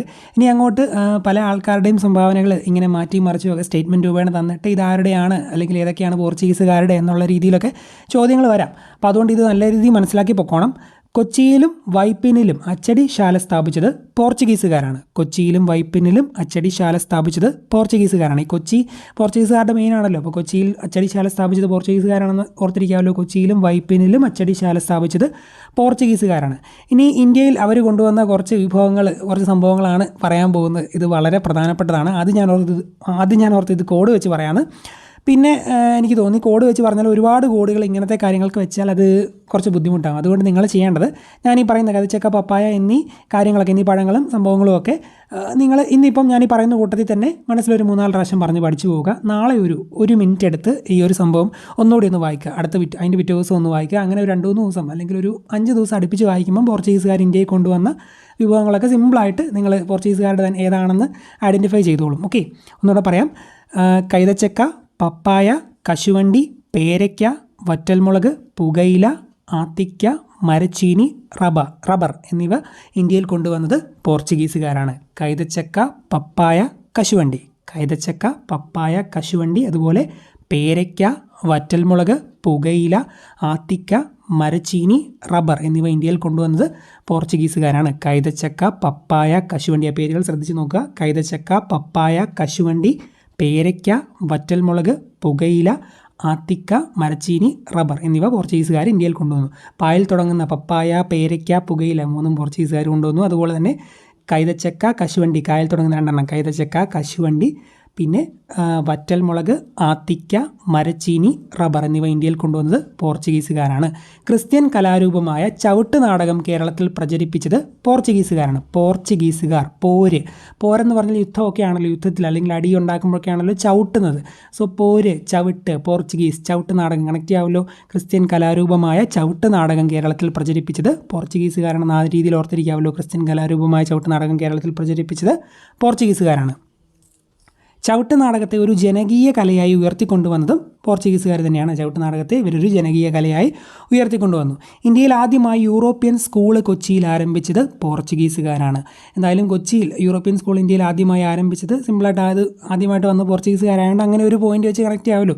ഇന്ത്യയിൽ ആദ്യമായി യൂറോപ്യൻ സ്കൂൾ കൊച്ചിയിൽ ആരംഭിച്ചത് പോർച്ചുഗീസുകാരാണ്. ഇന്ത്യയിൽ ആദ്യമായി യൂറോപ്യൻ സ്കൂൾ കൊച്ചിയിൽ ആരംഭിച്ചത് ആരാന്ന് ചോദിച്ചാൽ പോർച്ചുഗീസുകാരാണ്. കൊച്ചി, കൊടുങ്ങല്ലൂർ, വൈപ്പിൻകോട്ട എന്നിവിടങ്ങളിൽ ക്രിസ്ത്യൻ പുരോഹിതന്മാരുടെ വൈദിക പഠനത്തിനായി സെമിനാരികളും കോളേജുകളും ആരംഭിച്ചു. എവിടെയൊക്കെയാണ്? കൊച്ചി, കൊടുങ്ങല്ലൂർ, വൈപ്പിൻകോട്ട. സ്ഥലങ്ങൾ ഓർത്തോണം. കൊച്ചി, കൊടുങ്ങല്ലൂർ, വൈപ്പിൻകോട്ട എന്നിവിടങ്ങളിൽ ക്രിസ്ത്യൻ പുരോഹിതന്മാരുടെ വൈദിക പഠനത്തിനായി സെമിനാരികളും കോളേജുകളും ആരംഭിച്ചത് പോർച്ചുഗീസുകാരാണ്. കൊച്ചി, കൊടുങ്ങല്ലൂർ, വൈപ്പിൻകോട്ട എന്നിവിടങ്ങളിൽ ക്രിസ്ത്യൻ പുരോഹിതന്മാരുടെ വൈദിക പഠനത്തിനായി സെമിനാരികളും കോളേജുകളും ആരംഭിച്ചു. കൊച്ചി, കൊടുങ്ങല്ലൂർ, വൈപ്പിൻ കോട്ട 3 സ്ഥലങ്ങളിൽ. ഓക്കെ, ഇനി മാനുവൽ കോട്ട വളരെയധികം പ്രധാനപ്പെട്ടതാണ്. മാനുവൽ കോട്ട, മാനുവൽ എന്ന് കേൾക്കുമ്പോൾ തന്നെ ഞാൻ നേരത്തെ വാസ്കോഡ ഗാമയോട് പറഞ്ഞായിരുന്നല്ലോ, മാ വെച്ച് തുടങ്ങുന്ന രാജാവ്. മാനുവൽ പോർച്ചുഗീസ് ആണെന്ന് സിമ്പിളായിട്ട് കണക്ട് ചെയ്യാമല്ലോ. ഇന്ത്യയിൽ യൂറോപ്യന്മാർ നിർമ്മിച്ച ആദ്യത്തെ കോട്ടയാണ് ഈ മാനുവൽ കോട്ട എന്ന് പറയുന്നത്. അപ്പം ആ രീതിയിൽ ആദ്യം വന്നത് പോർച്ചുഗീസുകാരാണല്ലോ. പോർച്ചുഗീസുകാരുടെ വാസ്കോഡ ഗാമയൊക്കെ ഇങ്ങോട്ട് വിട്ടത് മാനുവൽ ആണല്ലോ. അപ്പോൾ ആ രീതിയിൽ മാനുവൽ ആണ് ആദ്യത്തെ കോട്ട എന്ന് നിങ്ങൾ ഓർത്തിരിക്കുമല്ലോ. ആദ്യം നിർമ്മിച്ച കോട്ട മാനുവൽ കോട്ട. അപ്പോൾ ഇന്ത്യയിൽ യൂറോപ്യന്മാർ നിർമ്മിച്ച ആദ്യ കോട്ടയാണ് മാനുവൽ കോട്ട. ഇന്ത്യയിൽ യൂറോപ്യന്മാർ നിർമ്മിച്ച ആദ്യ കോട്ട മാനുവൽ കോട്ട 1503 കൊച്ചിയിലാണ്. ഇന്ത്യയിൽ യൂറോപ്യന്മാർ നിർമ്മിച്ച ആദ്യ കോട്ടയാണ് മാനുവൽ കോട്ട. 1503 കൊച്ചിയിലാണ് മാനുവൽ കോട്ട നിർമ്മിച്ചത്. ഇന്ത്യയിലെ ഏറ്റവും പഴയ യൂറോപ്യൻ നിർമ്മിതി അതുപോലെ പള്ളിപ്പുറം കോട്ട, വൈപ്പിൻ കോട്ട, ആയക്കോട്ട, അഴീക്കോട്ട, കൊച്ചിൻ കോട്ട എന്നൊക്കെ അറിയപ്പെടുന്നത് മാനുവൽ കോട്ടയാണ്. പറഞ്ഞ പോയിന്റുകൾ: ഇന്ത്യയിൽ യൂറോപ്യന്മാർ നിർമ്മിച്ച ആദ്യ കോട്ട 1503 കൊച്ചിയിലാണ്. ഇന്ത്യയിൽ യൂറോപ്യന്മാർ നിർമ്മിച്ച ആദ്യ കോട്ട മാനുവൽ കോട്ടയാണ്. ഇന്ത്യയിലെ ഏറ്റവും പഴയ യൂറോപ്യൻ നിർമ്മിതി ഏതെന്ന് ചോദിച്ചാലും മാനുവൽ കോട്ട തന്നെ ഏറ്റവും ആദ്യത്തെ. അപ്പോൾ ഇന്ത്യയിലെ യൂറോപ്യന്മാർ നിർമ്മിച്ച ആദ്യ കോട്ട മാനുവൽ കോട്ട, ഏറ്റവും പഴയ യൂറോപ്യൻ നിർമ്മിതി പള്ളിപ്പുറം കോട്ട, വൈപ്പിൻ കോട്ട, ആയക്കോട്ട, അഴീക്കോട്ട, കൊച്ചിൻ കോട്ട. 4 പേരുകളാണ്. പള്ളിപ്പുറം കോട്ട, വൈപ്പിൻ കോട്ട, ആയക്കോട്ട, അഴീക്കോട്ട, കൊച്ചിൻ കോട്ട. 5 പേരുകളുണ്ട് മാനുവൽ കോട്ടയ്ക്ക്. പള്ളിപ്പുറം കോട്ട, വൈപ്പിൻ കോട്ട, ആയക്കോട്ട, അഴീക്കോട്ട, കൊച്ചിൻ കോട്ട എന്നീ 5 പേരുകളിൽ അറിയപ്പെടുന്നതും മാനുവൽ കോട്ട തന്നെയാണ്. ഇത് പണി കഴിപ്പിച്ചത് ആരാണ്? അൽ ബുക്കർക്കാണ് മാനുവൽ കോട്ട പണി കഴിപ്പിച്ചത്. മാനുവൽ കോട്ട പണി കഴിപ്പിച്ചത് അൽ ബുക്കർക്കാണെന്ന് ഓർത്തിരിക്കുക. ഇന്ത്യയിൽ യൂറോപ്യന്മാർ നിർമ്മിച്ച ആദ്യ കോട്ടയാണ് മാനുവൽ കോട്ട. 1503 കൊച്ചിയിലാണ്. ഇന്ത്യയിലെ ഏറ്റവും പഴയ യൂറോപ്യൻ നിർമ്മിതി ഏതെന്ന് ചോദിച്ചാൽ മാനുവൽ കോട്ടയാണ്. ഇതിൻ്റെ മറ്റു പേരുകൾ പള്ളിപ്പുറം കോട്ട, വൈപ്പിൻ കോട്ട, ആയക്കോട്ട, അഴീക്കോട്ട, കൊച്ചിൻ കോട്ട. അതുപോലെ മാനുവൽ കോട്ട പണി കഴിപ്പിച്ചത് ആരെന്ന് ചോദിച്ചാലും അൽ ബുക്കർക്കാണ് മാനുവൽ കോട്ട പണി കഴിപ്പിച്ചത്. കണ്ണൂരിലെ സെൻറ്റ് ആഞ്ചലോസ് കോട്ട നിർമ്മിച്ചത് അൽമേഡയാണ്. മാനുവൽ കോട്ട അൽ ബുക്കർക്കാണെങ്കിൽ സെൻറ്റ് ആഞ്ചലോസ് കോട്ട അൽമേഡ. അത് 1505 സെൻറ്റ് ആഞ്ചലോസ് കോട്ട നിർമ്മിച്ചത് അൽമേഡ. ഓർത്തിരിക്കുക, അത് ചോദിച്ചതാണ് ഈ ഇടയ്ക്ക്. കണ്ണൂരിലെ സെൻറ്റ് ആഞ്ചലോസ് കോട്ട നിർമ്മിച്ചത് അൽമേഡ 1505. കണ്ണൂരിലെ സെൻറ്റ് ആഞ്ചലോസ് അൽമേഡ. എന്നാൽ മാനുവൽ കോട്ട അൽബുക്കർക്ക്, സെൻറ്റ് ആഞ്ചലോസ് അൽമേഡ. തൃശ്ശൂർ ജില്ലയിലെ കോട്ടപ്പുറം കോട്ട നിർമ്മിച്ചത് പോർച്ചുഗീസുകാരാണെന്ന് ഓർത്തിരുന്നോണം. തൃശ്ശൂർ ജില്ലയിലെ കോട്ടപ്പുറം കോട്ടയും പോർച്ചുഗീസുകാരാണ്. മാനുവൽ കോട്ട, സെൻറ്റ് ആഞ്ചലോസ് കോട്ട, കോട്ടപ്പുറം കോട്ട. അപ്പം 3 എണ്ണമായി. മാനുവൽ കോട്ട നിർമ്മിച്ചത് പോർച്ചുഗീസുകാരാണെന്ന് പറഞ്ഞു, നമുക്ക് എന്തായാലും അറിയാം, ആദ്യത്തെ ആയതുകൊണ്ട്. അൽബുക്കർക്കാണ്. സെൻറ്റ് ആഞ്ചലോസ് ആണെങ്കിൽ അൽമേഡയാണ്. തൃശ്ശൂർ ജില്ലയിലെ കോട്ടപ്പുറം കോട്ട നിർമ്മിച്ചതും പോർച്ചുഗീസുകാരാണ്. തൃശ്ശൂർ ജില്ലയിലെ കോട്ടപ്പുറം കോട്ട നിർമ്മിച്ചതും പോർച്ചുഗീസുകാരാണെന്ന് അറിഞ്ഞിരിക്കുക. കുഞ്ഞാലി മരയ്ക്കാരുടെ ആക്രമണം നേരിടാനായി 1531 പോർച്ചുഗീസുകാർ നിർമ്മിച്ച കോട്ടയാണ് ചാലിയം കോട്ട. കോഴിക്കോട് ജില്ലയിലെ അല്ലെങ്കിൽ കോഴിക്കോട് സ്ഥിതി ചെയ്യുന്ന ചാലിയം കോട്ട പിടിച്ചെടുത്ത കാര്യവും കുഞ്ഞാലി മരയ്ക്കാർ മൂന്നാമൻ്റെ സംഭവം നമ്മൾ ഓൾറെഡി പറഞ്ഞല്ലോ. അപ്പോൾ കുഞ്ഞാലി മരയ്ക്കാരുടെ ആക്രമണം നേരിടുന്നതിനായി 1531 പോർച്ചുഗീസുകാർ നിർമ്മിച്ച കോട്ടയാണ് ചാലിയം കോട്ട. കോഴിക്കോട്ടെ ചാലിയം കോട്ട നിർമ്മിച്ചത് ആരാണെന്ന് ചോദിച്ചാൽ ഇനി ഓർത്തിരിക്കുമല്ലോ, പോർച്ചുഗീസുകാരാണ്. കുഞ്ഞാലി മരയ്ക്കാരോട് എന്തായാലും ബന്ധമുണ്ട്. കുഞ്ഞാലി മരയ്ക്കാരുടെ ആക്രമണം തടയുന്നതിന് വേണ്ടിയാണ് 1531 പോർച്ചുഗീസുകാർ ചാലിയം കോട്ട നിർമ്മിച്ചത്. ഇനി തൂഫത്തുൽ മുജാഹുദ്ദീൻ എന്ന് പറയുന്ന ഒരു കൃതിയുമായി ബന്ധപ്പെട്ട കാര്യങ്ങളാണ് പറയാൻ പോകുന്നത്. ശ്രദ്ധിച്ചിരിക്കുക, വളരെയധികം പ്രധാനപ്പെട്ടതാണ്. കേരളത്തിലെ പോർച്ചുഗീസ് അതിക്രമങ്ങളെക്കുറിച്ച് സൂചന നൽകുന്ന കൃതിയാണ് തൂഫത്തുൽ മുജാഹുദ്ദീൻ. കേരളത്തിലെ പോർച്ചുഗീസ് അതിക്രമങ്ങളെക്കുറിച്ച് സൂചന നൽകുന്ന കൃതിയാണ് തൂഫത്തുൽ മുജാഹുദ്ദീൻ. അറബി ഭാഷയിൽ ഷെയ്ഖ് സൈനുദ്ദീൻ രചിച്ച കൃതിയാണ്. പോർച്ചുഗീസുകാർക്കെതിരെ യുദ്ധം ചെയ്യാൻ മുസ്ലിങ്ങളോട് ആഹ്വാനം ചെയ്യുന്ന കൃതിയാണ് തൂഫത്തുൽ മുജാഹുദ്ദീൻ. ഓർത്തിരിക്കുക, കേരളത്തിലെ പോർച്ചുഗീസ് അതിക്രമങ്ങളെക്കുറിച്ച് സൂചന നൽകുന്ന കൃതിയാണ് തൂഫത്തുൽ മുജാഹുദ്ദീൻ. അറബി ഭാഷയിൽ ഷെയ്ഖ് സൈനുദ്ദീനാണ് ഇത് രചിച്ചത്. മുസ്ലിങ്ങളോട് പോർച്ചുഗീസുകാർക്കെതിരെ യുദ്ധം ചെയ്യാൻ ആഹ്വാനം ചെയ്യുന്നത് ഏത് കൃതിയാണെന്ന് ചോദിച്ചാൽ തൂഫത്തുൽ മുജാഹുദ്ദീനാണ്. കേരളത്തിലെ പോർച്ചുഗീസ് അതിക്രമങ്ങൾക്കെതിരെ അതുപോലെ അറബി ഭാഷയിൽ ഷെയ്ഖ് മുഹമ്മദാണ് രചിച്ചത്. ഏത് ഭാഷയിലാണ്? അറബി ഭാഷയിലാണ് രചിച്ചത് ഷെയ്ഖ് മുഹമ്മദ്. പോർച്ചുഗീസുകാരോട് യുദ്ധം ചെയ്യാൻ മുസ്ലിങ്ങളോട് ആഹ്വാനം ചെയ്യുന്ന കൃതിയാണ് തൂഫത്തുൽ മുജാഹുദ്ദീൻ. ചാലിയം കോട്ടയെപ്പറ്റി നമ്മൾ പറഞ്ഞു. ചാലിയം കോട്ട പണിത പോർച്ചുഗീസ് ഗവർണറുടെ പേര് ചോദിക്കാം. അത് നുനോ ഡാ കുൻഹ. വല്ലാത്തൊരു പേരാണ്, പഠിച്ചേ പറ്റത്തുള്ളൂ. നുനോ ഡാ കുൻഹ. ചാലിയം കോട്ട പണിത പോർച്ചുഗീസ് ഗവർണറാണ് നുനോ ഡാ കുൻഹ. ചാലിയം കോട്ട പണിത പോർച്ചുഗീസ് ഗവർണറുടെ പേര് നുനോ ഡാ കുൻഹ. ഓർത്തിരിക്കുക, ചാലിയം കോട്ട പണിത പോർച്ചുഗീസ് ഗവർണർ നുനോ ഡാ കുൻഹ. സാമൂതിരിയുടെ കണ്ടത്തിലേക്ക് നീട്ടിയ പീരങ്കി എന്നറിയപ്പെടുന്നത് ഏത് കോട്ടയാണെന്ന് ചോദിച്ചാൽ ഏതാണ്? ചാലിയം കോട്ട. സാമൂതിരി ഒക്കെ ആയിട്ടുള്ളാണല്ലോ യുദ്ധം ആദ്യം ഉണ്ടായിരുന്നത്. അപ്പോൾ സാമൂതിരിക്ക് വേണ്ടി കൂടെ കൂടിയ വ്യക്തിയാണല്ലോ കുഞ്ഞാലി മരയ്ക്കാർ പോർച്ചുഗീസുകാർക്കെതിരെ യുദ്ധം ചെയ്യാൻ. അപ്പം ചാലിയം കോട്ട പിടിച്ചെടുത്തത് കുഞ്ഞാലി മരയ്ക്കാർ മൂന്നാമനാണ് എന്നുള്ള രീതിയിലൊക്കെ സംഭവം നമ്മൾ പറഞ്ഞായിരുന്നല്ലോ. സോ ആ പോയിന്റ് സിമ്പിളായിട്ട് അതൊക്കെ ആ ഒരു പോയിൻ്റൊക്കെ വെച്ച് കഥയൊക്കെ വെച്ച് നമുക്ക് കണക്ട് ചെയ്യാമല്ലോ. സാമൂതിരിയുടെ കണ്ടത്തിലേക്ക് നീട്ടിയ പീരങ്കി എന്നറിയപ്പെടുന്നത് ചാലിയം കോട്ടയാണെന്ന്. ചാലിയം കോട്ട സാമൂതിരിയുടെ കണ്ടത്തിലേക്ക് നീട്ടിയ പീരങ്കി എന്ന് അറിയപ്പെടുന്നു. അടുത്ത പോയിന്റ് പറയുന്നതിന് മുമ്പ് ഞാൻ ചെറിയൊരു കോഡ് അല്ലെങ്കിൽ ഒരു സംഭവം പറയാം.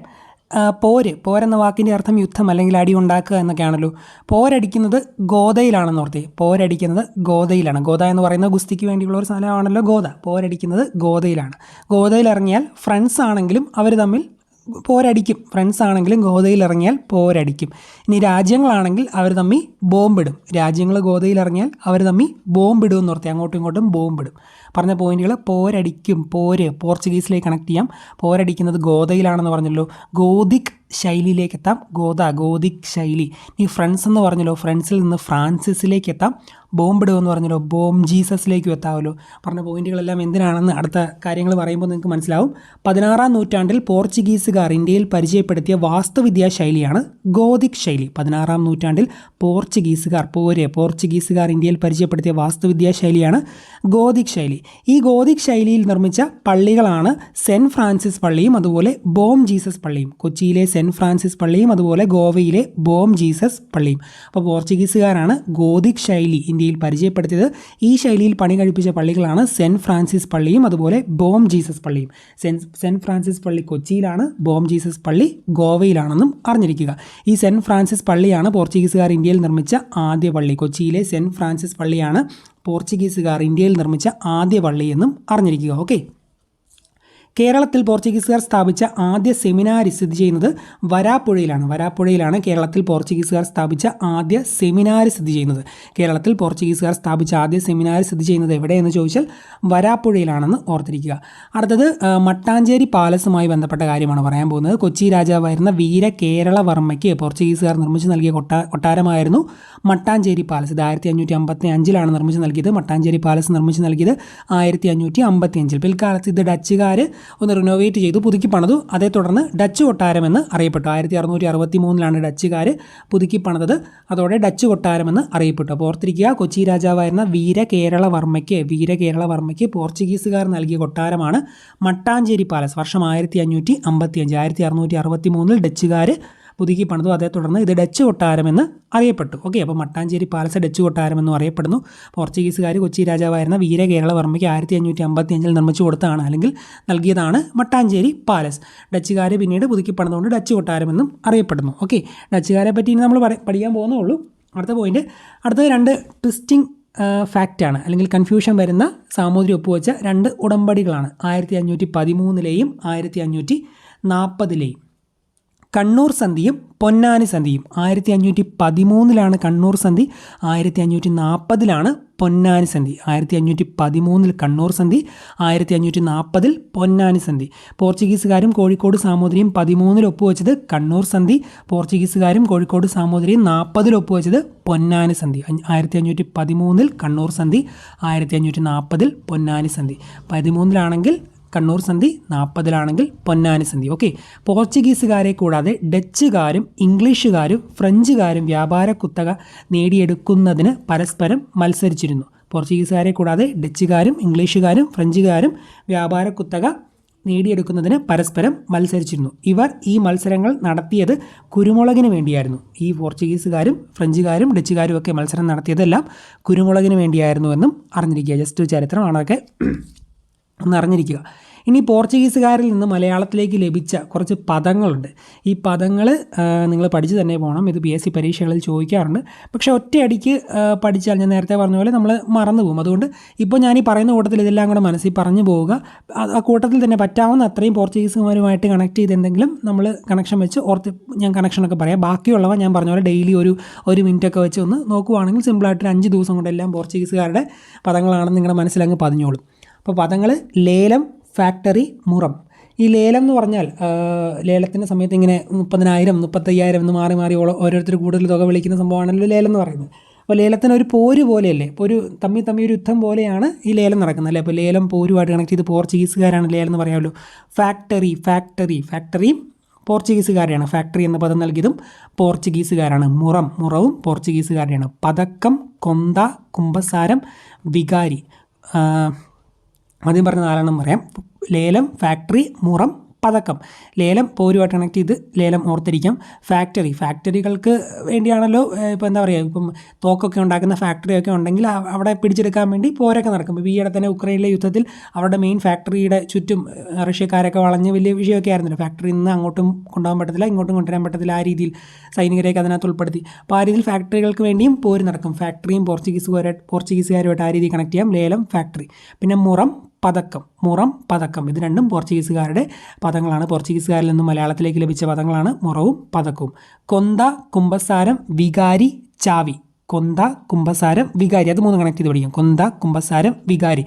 3 ക്രിസ്ത്യാനിറ്റിയുമായി ബന്ധപ്പെട്ട ഒരു 3 പദങ്ങളല്ലേ, കൊന്ത, കുമ്പസാരം, വികാരി. ഇവിടെ ആദ്യത്തെ സെമിനാരിയൊക്കെ സ്ഥാപിച്ചതും അല്ലെങ്കിൽ എന്താ പറയുക, സെൻറ്റ് ഫ്രാൻസിസ് പള്ളിയൊക്കെ സ്ഥാപിച്ചതും അങ്ങനെ ഒരു ക്രിസ്ത്യാനിറ്റി ഇങ്ങോട്ട് കൊണ്ടുവരുന്ന ആ ഒരു രീതിയൊക്കെ പോർച്ചുഗീസുകാരല്ലേ. അപ്പോൾ അതുകൊണ്ട് ക്രിസ്ത്യാനിറ്റിയായിട്ട് കണക്ട് ചെയ്ത് കൊന്ത, കുമ്പസാരം, വികാരി. ഇത് 3 പോർച്ചുഗീസുകാരിലേക്ക് കണക്ട് ചെയ്യാമല്ലോ. കൊന്ത, കുമ്പസാരം, വികാരി 3 പോർച്ചുഗീസുകാർ നൽകിയ മലയാളത്തിലേക്ക് ലഭിച്ച, അവരിൽ നിന്ന് ലഭിച്ച പദങ്ങളാണ്. ചാവി, ജനൽ, മേശ, കസേര, ബെഞ്ച്, വരാന്ത. ചാവി, ജനൽ, മേശ, കസേര, ബെഞ്ച്, വരാന്ത. നമ്മുടെ ചാവിയൊക്കെ, എന്തിനെങ്കിലും കാറിൻ്റെയൊക്കെ ചാവിയൊക്കെ ജനലിൻ്റെ പുറകിലോ മേശയുടെ പുറകിലോ കസേരയുടെ പുറകിലോ ബെഞ്ചിൻ്റെ പുറകിലോ അല്ലെങ്കിൽ വരാന്തയുടെ മൂലയ്ക്കോ ഒക്കെ വെക്കുമെന്ന് ഓർത്തി. ചാവി, ജനൽ, മേശ, കസേര, ബെഞ്ച്, വരാന്ത. അപ്പോൾ ഒരെണ്ണം ഓർത്ത് എല്ലാം കൂടെ കണക്ട് ചെയ്ത് അത് മൊത്തം ഓർത്തിരിക്കും. ചാവി, ജനൽ, മേശ, കസേര, ബെഞ്ച്, വരാന്ത. ചാവി ജനലിൻ്റെ പുറകിൽ അല്ലെങ്കിൽ മേശയുടെ പുറകിൽ, കസേരയുടെ പുറകിൽ അല്ലെങ്കിൽ ബെഞ്ചിൻ്റെ പുറകിൽ, വരാന്തയുടെ മൂലയ്ക്കൊക്കെ വെക്കും. ചാവി പോർച്ചുഗീസ് ആണെങ്കിൽ എല്ലാം പോർച്ചുഗീസ്. ചാവി, ജനൽ, മേശ, കസേര, ബെഞ്ച്, വരാന്ത. റാന്തൽ, വിജാഗിരി, അലമാര, ചായ, മേസ്തിരി, കുശിനി. റാന്തൽ, വിജാഗിരി, അലമാര, ചായ, മേസ്തിരി, കുശിനി. അലമാരയുടെ മുകളിലും വേണമെങ്കിൽ ചാവി വെക്കും. അതുപോലെ വിജാഗിരിയുടെ ഇടയ്ക്കും ചാവി വെക്കും എന്ന് ഓർത്ത്. അപ്പോൾ അലമാരയും വിജാഗിരിയും ആ രീതി കണക്ട് ചെയ്യാം. പിന്നെ റാന്തൽ വിളക്ക് വെച്ച് ഇങ്ങനെ റാന്തൽ വെച്ച് ഇങ്ങനെ തപ്പി നോക്കിയാലേ പിന്നെ രാത്രി ഇരുട്ടത്തൊക്കെ ആണെങ്കിൽ കാണത്തുള്ളൂ എന്ന് ഓർത്താൽ റാന്തലും കണക്ട് ചെയ്യാം. റാന്തൽ, വിജാഗിരി, അലമാര. അങ്ങനെ കുറേ നേരം തപ്പി ക്ഷീണിച്ചതിന് ശേഷം ഒരു ചായ കുടിക്കുമെന്ന് ഓർത്ത്. സോ ചായയും കണക്ട് ചെയ്യാം. പിന്നെ മേസ്തിരി, കുശിനി രണ്ടും പോർച്ചുഗീസുകാരുടെയാണ്. മേസ്തിരി, കുശിനി. അപ്പോൾ പറഞ്ഞ പോയിന്റുകൾ പോർച്ചുഗീസുകാരിൽ നിന്ന് മലയാളത്തിലേക്ക് ലഭിച്ച പദങ്ങൾ: ലേലം, ഫാക്ടറി, മുറം, പതക്കം, കൊന്ത, കുമ്പസാരം, വികാരി, ചാവി, ജനൽ, മേശ, കസേര, ബെഞ്ച്, വരാന്ത, റാന്തൽ, വിജാഗിരി, അലമാര, ചായ, മേസ്ത്രി, കുശിനി. ഇത്രയും പോർച്ചുഗീസുകാരിൽ നിന്നും മലയാളത്തിലേക്ക് ലഭിച്ച പദങ്ങളാണെന്ന് അറിഞ്ഞിരിക്കുക. പോർച്ചുഗീസുകാരെ പറ്റി അല്ലെങ്കിൽ അവരുടെ സംഭാവനകളെ പറ്റിയൊക്കെ ഇത്രയും കാര്യങ്ങൾ നിങ്ങൾ അറിഞ്ഞിരുന്നാൽ മതി. ഇനി അടുത്തത് നമ്മൾ പഠിക്കാൻ പോകുന്നത് ഡച്ചുകാരെ പറ്റിയാണ്. അടുത്തത് നമ്മൾ പഠിക്കാൻ പോകുന്നത് ഡച്ചുകാരെ പറ്റിയാണ്. 1595 ഇന്ത്യയിൽ ഡച്ചുകാർ എത്തിച്ചേർന്നത്. ഇന്ത്യയിൽ 1595 എത്തിയ വിദേശികളാണ് ഡച്ചുകാർ. ഈ ഡച്ച് എന്ന വാക്ക് ആരംഭിക്കുന്നത് ഡി എന്ന ഇംഗ്ലീഷ് ആൽഫബറ്റിലാണല്ലോ. 1595 എന്ന് ഊട്ടി ഉറപ്പിക്കാൻ വേണ്ടി, മനസ്സിലൊന്ന് ഉറപ്പിക്കാൻ വേണ്ടി അവസാനം 95 ഓർത്തിരുന്നാൽ പോരെ. 1500-കളിലാണെന്ന് ഓർമ്മ കാണും. 95. ഓക്കെ, 95-ലെ 9-ൻ്റെ 5-ൻ്റെ അക്കങ്ങളുടെ വ്യത്യാസം എന്ന് പറയുന്നത് 4 ഡി എന്ന് പറയുന്നത് 4ാമത്തെ ഇംഗ്ലീഷ് ആൽഫബറ്റ് ആണല്ലോ. സോ 95 ഡി ഡച്ചുകാർ ഇന്ത്യയിൽ എത്തിച്ചേർന്നത് എന്ന് ഏകദേശം ഒരു കണക്ഷൻ കിട്ടിയല്ലോ. എന്തെങ്കിലും ഇങ്ങനെ ഒരു കണക്ഷൻ പറയുന്നത്, ഇത് വലിയ ഉദാത്തമായ കണക്ഷൻ ആയതുകൊണ്ടൊന്നുമല്ല, പക്ഷേ ആ ഒരു നമ്പരൊന്നും നമ്മുടെ മനസ്സിലേക്ക് ഡച്ചുകാരുമായിട്ട് ചേർന്നൊന്ന് സുപരിചിതമായി നിൽക്കും. അതിനുവേണ്ടിയാണ് ഇങ്ങനെയൊക്കെ പറയുന്നത്. 1595 ഈ ഡച്ചുകാർ ഇന്ത്യയിലെത്തിയത്. ആ വർഷമൊന്നും അങ്ങനെ ചോദിക്കാനൊന്നും പോകുന്നില്ല. നമ്മൾ ടൈം ലൈൻ പോലെ ഇങ്ങനെ പഠിച്ചു പോകുമ്പോൾ ചില വർഷങ്ങൾ നമ്മുടെ മനസ്സിൽ നിൽക്കുന്നത് നല്ലത് തന്നെയാണ്. അപ്പോൾ അതുകൊണ്ടാണ് 95 ഡച്ചുകാർ ഇന്ത്യയിൽ എത്തിച്ചേർന്നത്. 95 ആ ഒരു കാലഘട്ടം അങ്ങനെ ഓർത്താൽ മതി. 1602 ഡച്ച് ഈസ്റ്റ് ഇന്ത്യ കമ്പനി സ്ഥാപിച്ചു. 604 ഡച്ചുകാരുടെ കപ്പൽ വ്യൂഹം ആദ്യമായി കേരളത്തിൽ എത്തിച്ചേർന്നു. 2 പ്രധാനപ്പെട്ട ടൈം ലൈനിലെ ഇൻസിഡൻസ് ആണ്. 1602 ഡച്ച് ഈസ്റ്റ് ഇന്ത്യ കമ്പനി സ്ഥാപിച്ചു. അതുപോലെ 604 ഡച്ചുകാരുടെ കപ്പൽ വ്യൂഹം ആദ്യമായി കേരളത്തിൽ എത്തിച്ചേർന്നു. 1602 ഡച്ച് ഈസ്റ്റ് ഇന്ത്യ കമ്പനി, 1604 കേരളത്തിൽ ഡച്ചുകാരുടെ കപ്പൽ വ്യൂഹം എത്തിച്ചേർന്നു. 595 ഡച്ചുകാർ വന്നു. 602 ഡച്ച് ഈസ്റ്റ് ഇന്ത്യ കമ്പനി സ്ഥാപിച്ചു. കേരളത്തിലേക്ക് ഡച്ചുകാരുടെ കപ്പൽ വ്യൂഹം വന്നത് 604. ഓക്കെ, അടുത്ത പോയിന്റ്, ഡച്ചുകാർ 1658 പോർച്ചുഗീസുകാരെ പരാജയപ്പെടുത്തുകയും കൊല്ലം പിടിച്ചെടുക്കുകയും ചെയ്തു. ഏത് വർഷമാണ്? 1658. 1658 പോരിൽ പോർച്ചുഗീസുകാർക്ക് 8ൻ്റെ പണി കൊടുത്ത്, പലരെയും കൊന്ന് 8ൻ്റെ പണി കൊടുത്തെന്ന് ഓർത്ത് ഡച്ചുകാർ പോരിൽ പോർച്ചുഗീസുകാർക്ക് 8ൻ്റെ പണി കൊടുത്തു. 58 പോരിൽ ഡച്ചുകാർ പോർച്ചുഗീസുകാർക്ക് 8ൻ്റെ പണി കൊടുത്തു. ഏത് വർഷമാണ്? 58. ചുമ്മാ ഒരു സെൻറ്റൻസ് ഓർക്കുക. 8ൻ്റെ പണി 58, രണ്ടും എന്തായാലും 58 ഉറപ്പിക്കാമല്ലോ. കൊല്ലം പിടിച്ചെടുത്ത് ഒരുപാട് പോർച്ചുഗീസുകാരെ കൊന്ന് കൊല്ലം പിടിച്ചെടുത്തത് 8ൻ്റെ പണി കൊടുത്ത് 58 ഓർത്താൽ മതി. 58 ഡച്ചുകാർ പോർച്ചുഗീസുകാരെ പരാജയപ്പെടുത്തുകയും കൊല്ലം പിടിച്ചെടുക്കുകയും ചെയ്തു. ഒരുപാട് പേരെ കൊന്നു എന്നൊക്കെ പറഞ്ഞല്ലോ. കൊല്ലം പിടിച്ചെടുത്തു. ഡച്ചുകാർ 58 പോർച്ചുഗീസുകാരെ പരാജയപ്പെടുത്തുകയും കൊല്ലം പിടിച്ചെടുക്കുകയും ചെയ്തു. 8ൻ്റെ പണി എന്നൊക്കെ ഞാൻ എടുത്ത് സ്ട്രെസ് ചെയ്ത് പറയാൻ കാരണം 58 എന്ന് മനസ്സിലൊന്ന് ഉറപ്പിച്ച് പോകാൻ വേണ്ടിയാണ്. അല്ലെങ്കിൽ ഇപ്പോൾ 55 അതോ 47 അങ്ങനെയൊക്കെ സംശയം വരും. 58 ഡച്ചുകാർ 58 പോർച്ചുഗീസുകാരെ പരാജയപ്പെടുത്തി കൊല്ലം പിടിച്ചെടുത്ത്. അടുത്തത് വളരെ പ്രധാനപ്പെട്ട വർഷം 1663. ഒരുപാട് കാര്യങ്ങൾ പഠിക്കാനുണ്ട്. അതാണ് ഏറ്റവും ഓർത്തിരിക്കുന്നത് ഡച്ചുകാരുടെ ഒരു സമയത്തെ 1663. ആ വർഷത്തിൻ്റെ കാര്യങ്ങൾ പറയുന്നതിന് മുമ്പ് ഒരു സംഭവം ഞാൻ പറയാം. 63 63 അക്കങ്ങൾ തമ്മിലൊന്ന് ഗുണിച്ചാൽ 6 × 3 എത്രയാണ്? 18. 18 വെച്ച് 2 കണക്ഷൻ ഞാൻ പറയും. 18ാമത്തെ അടവാണല്ലോ ഓടുക എന്ന് പറയുന്നത്. ഇപ്പോൾ നമ്മളെന്തെങ്കിലും പ്രശ്നത്തിൽ പെട്ടുപോയി കഴിഞ്ഞാൽ 18ാമത്തെ അടവ് ഓടി രക്ഷപ്പെടുക എന്നുള്ളത് മാത്രമേ ഉള്ളൂ. ചിലർ ഈശ്വരവിശ്വാസികളായ പാവങ്ങളായ ആൾക്കാരൊക്കെ പള്ളിയിൽ പോയി പറയുമല്ലേ, അവരുടെ 18ാമത്തെ അടവെന്ന് പറയുന്നത് പള്ളിയിൽ പോയി ദൈവത്തോട് പ്രാർത്ഥിക്കുക എന്നുള്ള സംഭവം മാത്രമേ. അവർക്ക് വേറെ ഓടാനൊന്നും അങ്ങനെ അറിയത്തില്ല. അപ്പോൾ ചിലർക്ക് 18ാമത്തെ അടവ് ഓടുക, ചിലർക്ക് 18ാമത്തെ അടവ് പള്ളിയിൽ പോയി പറയുക. എല്ലാം നഷ്ടപ്പെട്ട് കഴിയുമ്പോൾ പള്ളിയിൽ പോയി പറയുന്നു. അങ്ങനെ ഓർത്താൽ മതി. ഓക്കെ. 63 നിന്ന് 18 കണക്ട് ചെയ്തതിൻ്റെ കാരണം പറയാം. 63 ഡച്ചുകാർ പള്ളിപ്പുറം കോട്ട പിടിച്ചെടുത്തത്. അപ്പോൾ 63 പള്ളിയായിട്ട് 6 × 3 18 പള്ളി. 18ാമത്തെ അടവ് പള്ളിയിലേക്ക് കണക്ട് ചെയ്യാമല്ലോ. സോ 63 പള്ളിപ്പുറം കോട്ട പിടിച്ചെടുത്തു. 1789 ഇത് തിരുവിതാംകൂർ നാട്ടുരാജ്യത്തിന് കൈമാറി. അപ്പോൾ 63 ഡച്ചുകാർ പള്ളിപ്പുറം കോട്ട പിടിച്ചെടുത്തത്. 1789 തിരുവിതാംകൂർ നാട്ടുരാജ്യത്തിന് കൈമാറി. ഇനി 63 ഈ പോർച്ചുഗീസുകാരെ ഇവർ തുരത്തിയത്. ഇപ്പോൾ പോർച്ചുഗീസുകാർ ഓടിയത് 63. അപ്പോൾ 18ാമത്തെ അടവ് 63 6 × 3 18 എന്ന് പറഞ്ഞു. 18ാമത്തെ അടവ് ഓടുക എന്ന് പറഞ്ഞു. പോർച്ചുഗീസുകാർ ഓടിയത് 63 ആ രീതി കണക്ട് ചെയ്യാമല്ലോ. സോ 63 ഡച്ചുകാർ പോർച്ചുഗീസുകാരെ തുരത്തി. 63 2 പോയിന്റുകൾ. പള്ളിപ്പുറം കോട്ട പിടിച്ചെടുത്തു, അതുപോലെ പോർച്ചുഗീസുകാരെ തുരത്തി ഡച്ചുകാർ. പള്ളിപ്പുറം കോട്ട പിന്നീട് തിരുവിതാംകൂർ നാട്ടുരാജ്യത്തിന് കൈമാറിയത് 1789 കാലഘട്ടത്തിലാണ്. ഓക്കെ. പോർച്ചുഗീസുകാരെ പരാജയപ്പെടുത്തിയ ഡച്ച് അഡ്മിറലാണ് വാൻ ഗോയിൻസ്.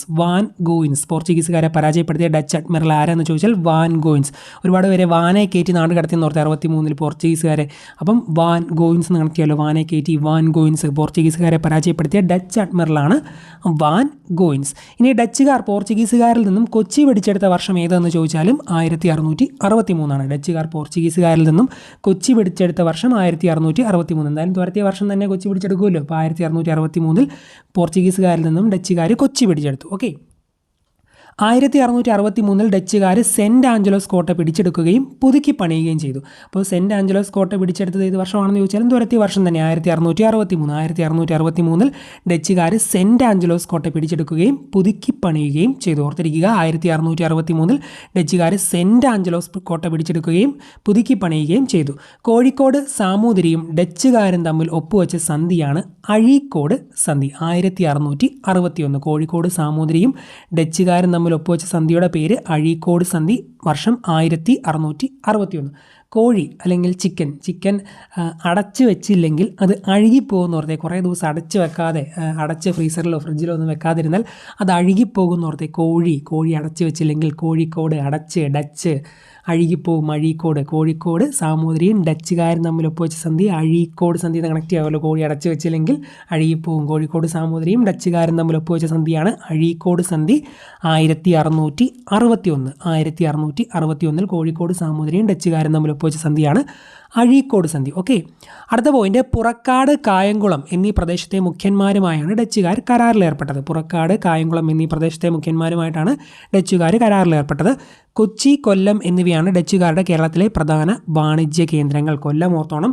കൊച്ചി, കൊല്ലം എന്നിവയാണ് ഡച്ചുകാരുടെ പ്രധാന വാണിജ്യ കേന്ദ്രങ്ങൾ കേരളത്തിലെ. അടുത്തത്, ഡച്ചുകാർ അധികാര കേന്ദ്രം സ്ഥാപിച്ച കന്യാകുമാരിയിലെ പ്രധാന പ്രദേശമായിരുന്നു കുളച്ചൽ. യുദ്ധമൊക്കെ കേട്ടിട്ടില്ലേ? അത് പറയാൻ പോവാണ്. ഡച്ചുകാർ അധികാര കേന്ദ്രം സ്ഥാപിച്ച കന്യാകുമാരിയിലെ പ്രധാന പ്രദേശമായിരുന്നു കുളച്ചൽ. കന്യാകുമാരി. ഡച്ചുകാർ അധികാര കേന്ദ്രം സ്ഥാപിച്ച കന്യാകുമാരിയിലെ പ്രധാന കേന്ദ്രമായിരുന്നു കുളച്ചൽ എന്ന് അറിഞ്ഞിരിക്കുക. എന്നാൽ മാർത്താണ്ഡവർമ്മ കുളച്ചൽ പ്രദേശം കോട്ട കെട്ടി സംരക്ഷിക്കുവാൻ തീരുമാനിച്ചു. ഇത് പിടിച്ചെടുക്കാനുള്ള ഡച്ചുകാരുടെ ശ്രമങ്ങൾ കുളച്ചൽ യുദ്ധത്തിലേക്ക് നയിച്ചു. അപ്പോൾ ഡച്ചുകാർ അധികാര കേന്ദ്രം സ്ഥാപിച്ച കന്യാകുമാരിയിലെ പ്രധാന പ്രദേശമായിരുന്നു കുളച്ചൽ. പക്ഷേ ഈ മാർത്താണ്ഡവർമ്മ കുളച്ചൽ പ്രദേശം കോട്ട കെട്ടി അങ്ങ് സംരക്ഷിക്കാൻ തീരുമാനിച്ചു. അപ്പോൾ ഇത് പിടിക്കാൻ വേണ്ടിയുള്ള യുദ്ധമായിരുന്നു കുളച്ചൽ യുദ്ധം. ഡച്ചുകാരുടെ അധികാര കേന്ദ്രമായിരുന്നു കുളച്ചൽ, കന്യാകുമാരിയിലെ പ്രധാനപ്പെട്ട അധികാര കേന്ദ്രമായിരുന്നു കുളച്ചൽ. ഇതിന് ചുറ്റും മാർത്താണ്ഡവർമ്മ കോട്ട കെട്ടി അത് പിടിക്കാൻ വേണ്ടിയുള്ള ഡച്ചുകാരുടെ ശ്രമങ്ങളാണ് കുളച്ചൽ യുദ്ധത്തിലേക്ക് നയിച്ചത് അല്ലെങ്കിൽ കലാശിച്ചത് എന്നും അറിഞ്ഞിരിക്കുക. ഡച്ച് ഭരണം കേരളത്തിൽ അവസാനിക്കാൻ കാരണമായ ഉടമ്പടി ഏതെന്ന് ചോദിച്ചാൽ മാവേലിക്കര ഉടമ്പടിയാണ്. ഡച്ച് ഭരണം കേരളത്തിൽ അവസാനിക്കാൻ കാരണമായ ഉടമ്പടിയാണ് മാവേലിക്കര ഉടമ്പടി. അപ്പോൾ ഡച്ചുകാരുടെ അധികാര കേന്ദ്രമാണ്, കന്യാകുമാരിയിൽ സ്ഥാപിച്ച അധികാര കേന്ദ്രമാണ് കുളച്ചൽ എന്ന് പറഞ്ഞു. ഈ കുളച്ചൽ മാർത്താണ്ഡവർമ്മ കോട്ട കെട്ടി അങ്ങ് പ്രൊട്ടക്റ്റ് ചെയ്യാൻ തീരുമാനിച്ചു. അങ്ങനെ ആണ് പയ്യെ കുളച്ചൽ യുദ്ധത്തിലേക്ക് കലാശിച്ചത്. അതുപോലെ ഡച്ചുകാരുടെ ഭരണം കേരളത്തിൽ അവസാനിക്കാൻ കാരണമായ ഉടമ്പടി ഏതെന്ന് ചോദിച്ചാൽ മാവേലിക്കര ഉടമ്പടിയാണ്. ഡച്ച് ഭരണം കേരളത്തിൽ അവസാനിക്കാൻ കാരണമായ ഉടമ്പടി മാവേലിക്കര ഉടമ്പടി. Okay, next point. 1753 മാർത്താണ്ഡവർമ്മയും ഡച്ചുകാരും തമ്മിൽ മാവേലിക്കര ഉടമ്പടി ഒപ്പുവെച്ചു. 1753 വർഷം ഓർത്തിരിക്കുക, 1753 1753 മാർത്താണ്ഡവർമ്മ മാവേലിക്കര എല്ലാം മായുമായിട്ട് കണക്ട് ചെയ്യാമല്ലോ. 353 മാർത്താണ്ഡവർമ്മയും ഡച്ചുകാരും തമ്മിൽ മാവേലിക്കര ഉടമ്പടി ഒപ്പുവെച്ചു. 1753 മാർത്താണ്ഡവർമ്മയും ഡച്ചുകാരും തമ്മിൽ മാവേലിക്കര ഉടമ്പടി ഒപ്പുവെച്ചു.